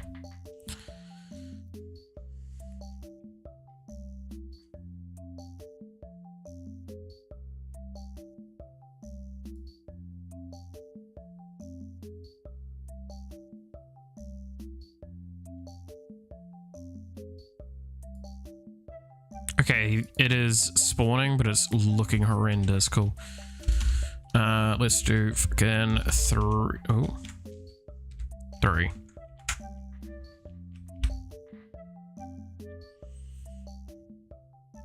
This is one of those things we will have to play around with things. The width, I actually know what I will do with it, but we'll look at that later. It's a very simple thing. Yeah, that's still not quite right, but we're on the track. So let's do that now quickly. So width will be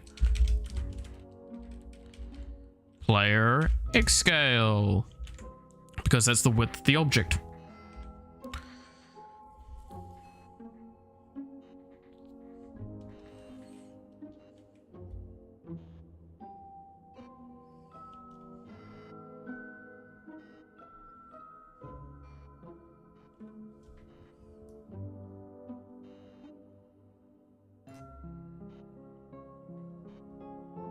So there we go. We have fire rate as a thing that turns up. It's not saying all of it correctly. That's not too surprising.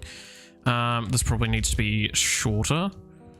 Instead of 32, let's just go with fucking 12 for now.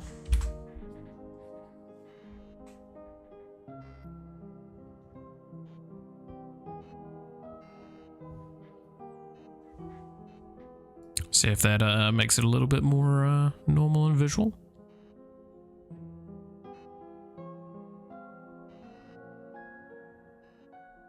Fire rate 10%, nice.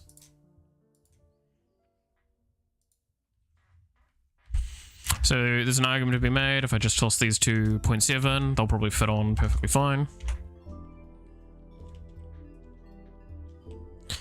But there we go. So we have them displaying what they're supposed to do. So now let's actually have them do what they're supposed to do. So with the gate, we have it here. So what we're going to do is we're going to do reward dot function, and we're just going to do this. There's a few ways I can do this, by the way. This is probably one of the lazier ways to do it, but there is also what is it called again? Execute. Yeah, script execute.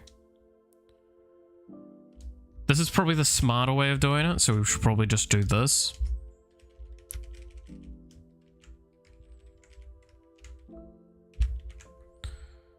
I just need to remove that, and we'll do this.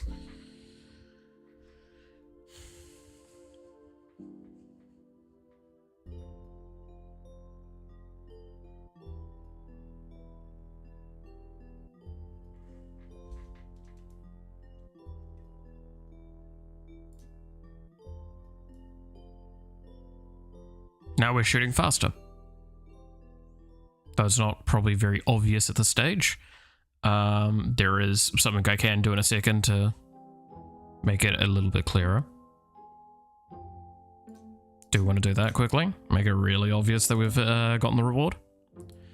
Here's the really easy way of doing it. Double the attack speed. Yes, this will just double whatever is the current attack speed, because it is adding to itself.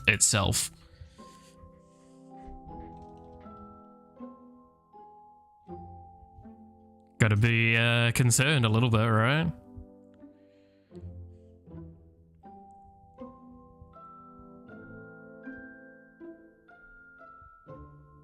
Yeah, I need to do something about like the weirdness that's going on with this. Oh, I just...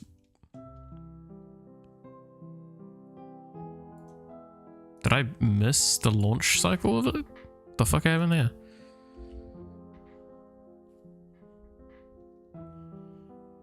But that did look like that was firing faster, so it's probably we killed one on the way. So that's what we normally look like. Interesting.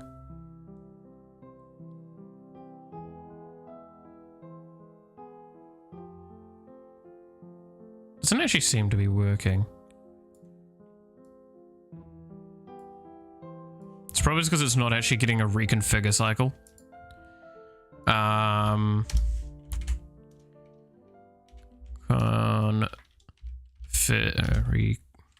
Time source reconfigure. Here we go. O controller dot time source player shoot period global fire rate.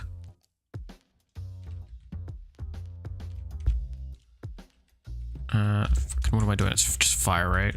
Get us there. There we go. Fire rate, time source, seconds, callback. This is when I probably should just make it as a separate function.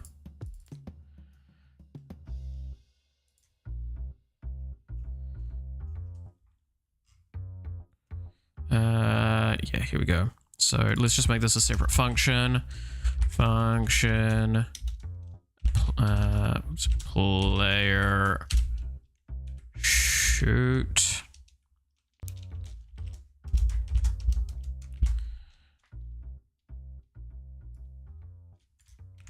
Yoink. Blet.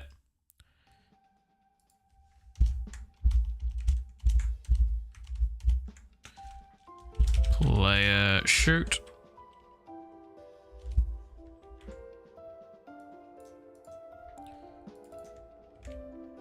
And then we go back to gate rewards.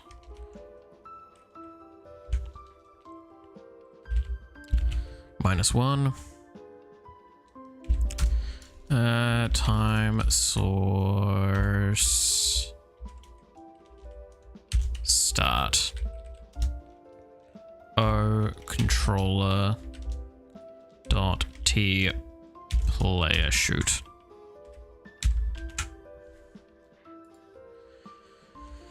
Probably make a function for that. The reconfigure cycle of the time thing.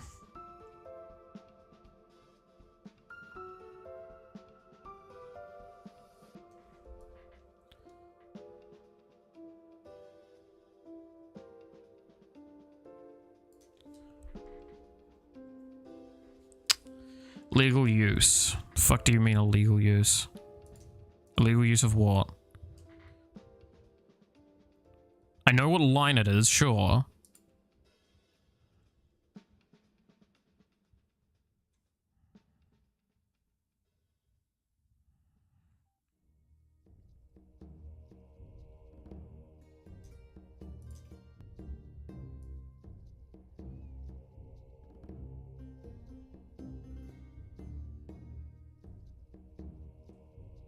Oh shit. There. This is why I wanted to make it function, so I don't fuck that up.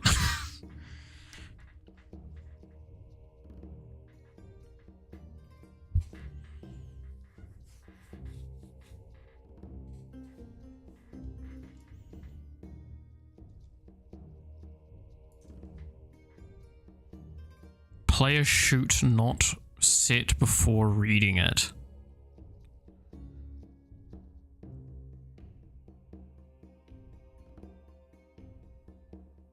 Unknown object or player shoot.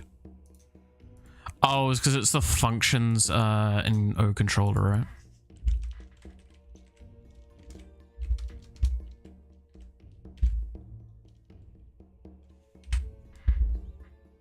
Is that what it was? It doesn't seem right.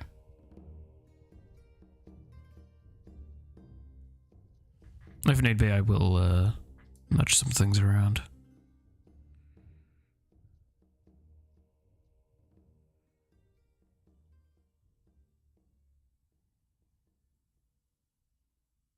Any day fire rate wall.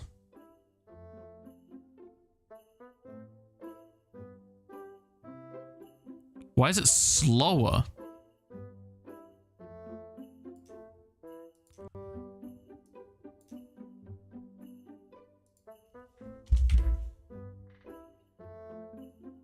So I want to decrease.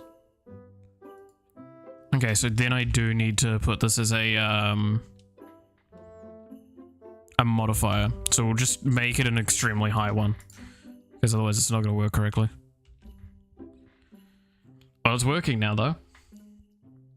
Apparently, yeah, no, because it's on a thing. Oh, I didn't think about that. Okay, then I'm probably going to have to make the objects, the function somewhere else.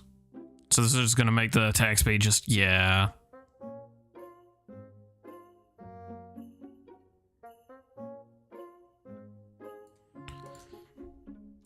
Not bad. Alright, 10% fire rate.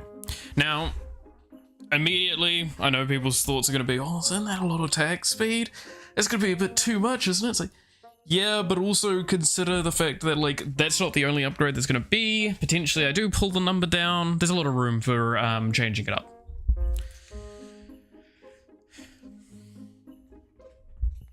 So we're probably going to have, like, fire rate, number of projectiles, health, and then enemy-related ones as well. And, like, some of them are going to be positive, some of them are going to be negative. We will see.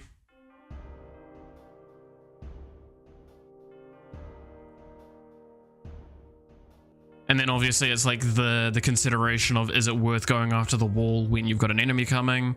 What if the enemy rate is so high that you can't do something about it? And then also fire rate, well, potentially you might fire so fast that you hit gates that you don't want to hit. We might make a range where the bullets disappear that's not the end of the screen, so it makes it so there's a little room for the player to be able to choose, hey, maybe I don't want to shoot that.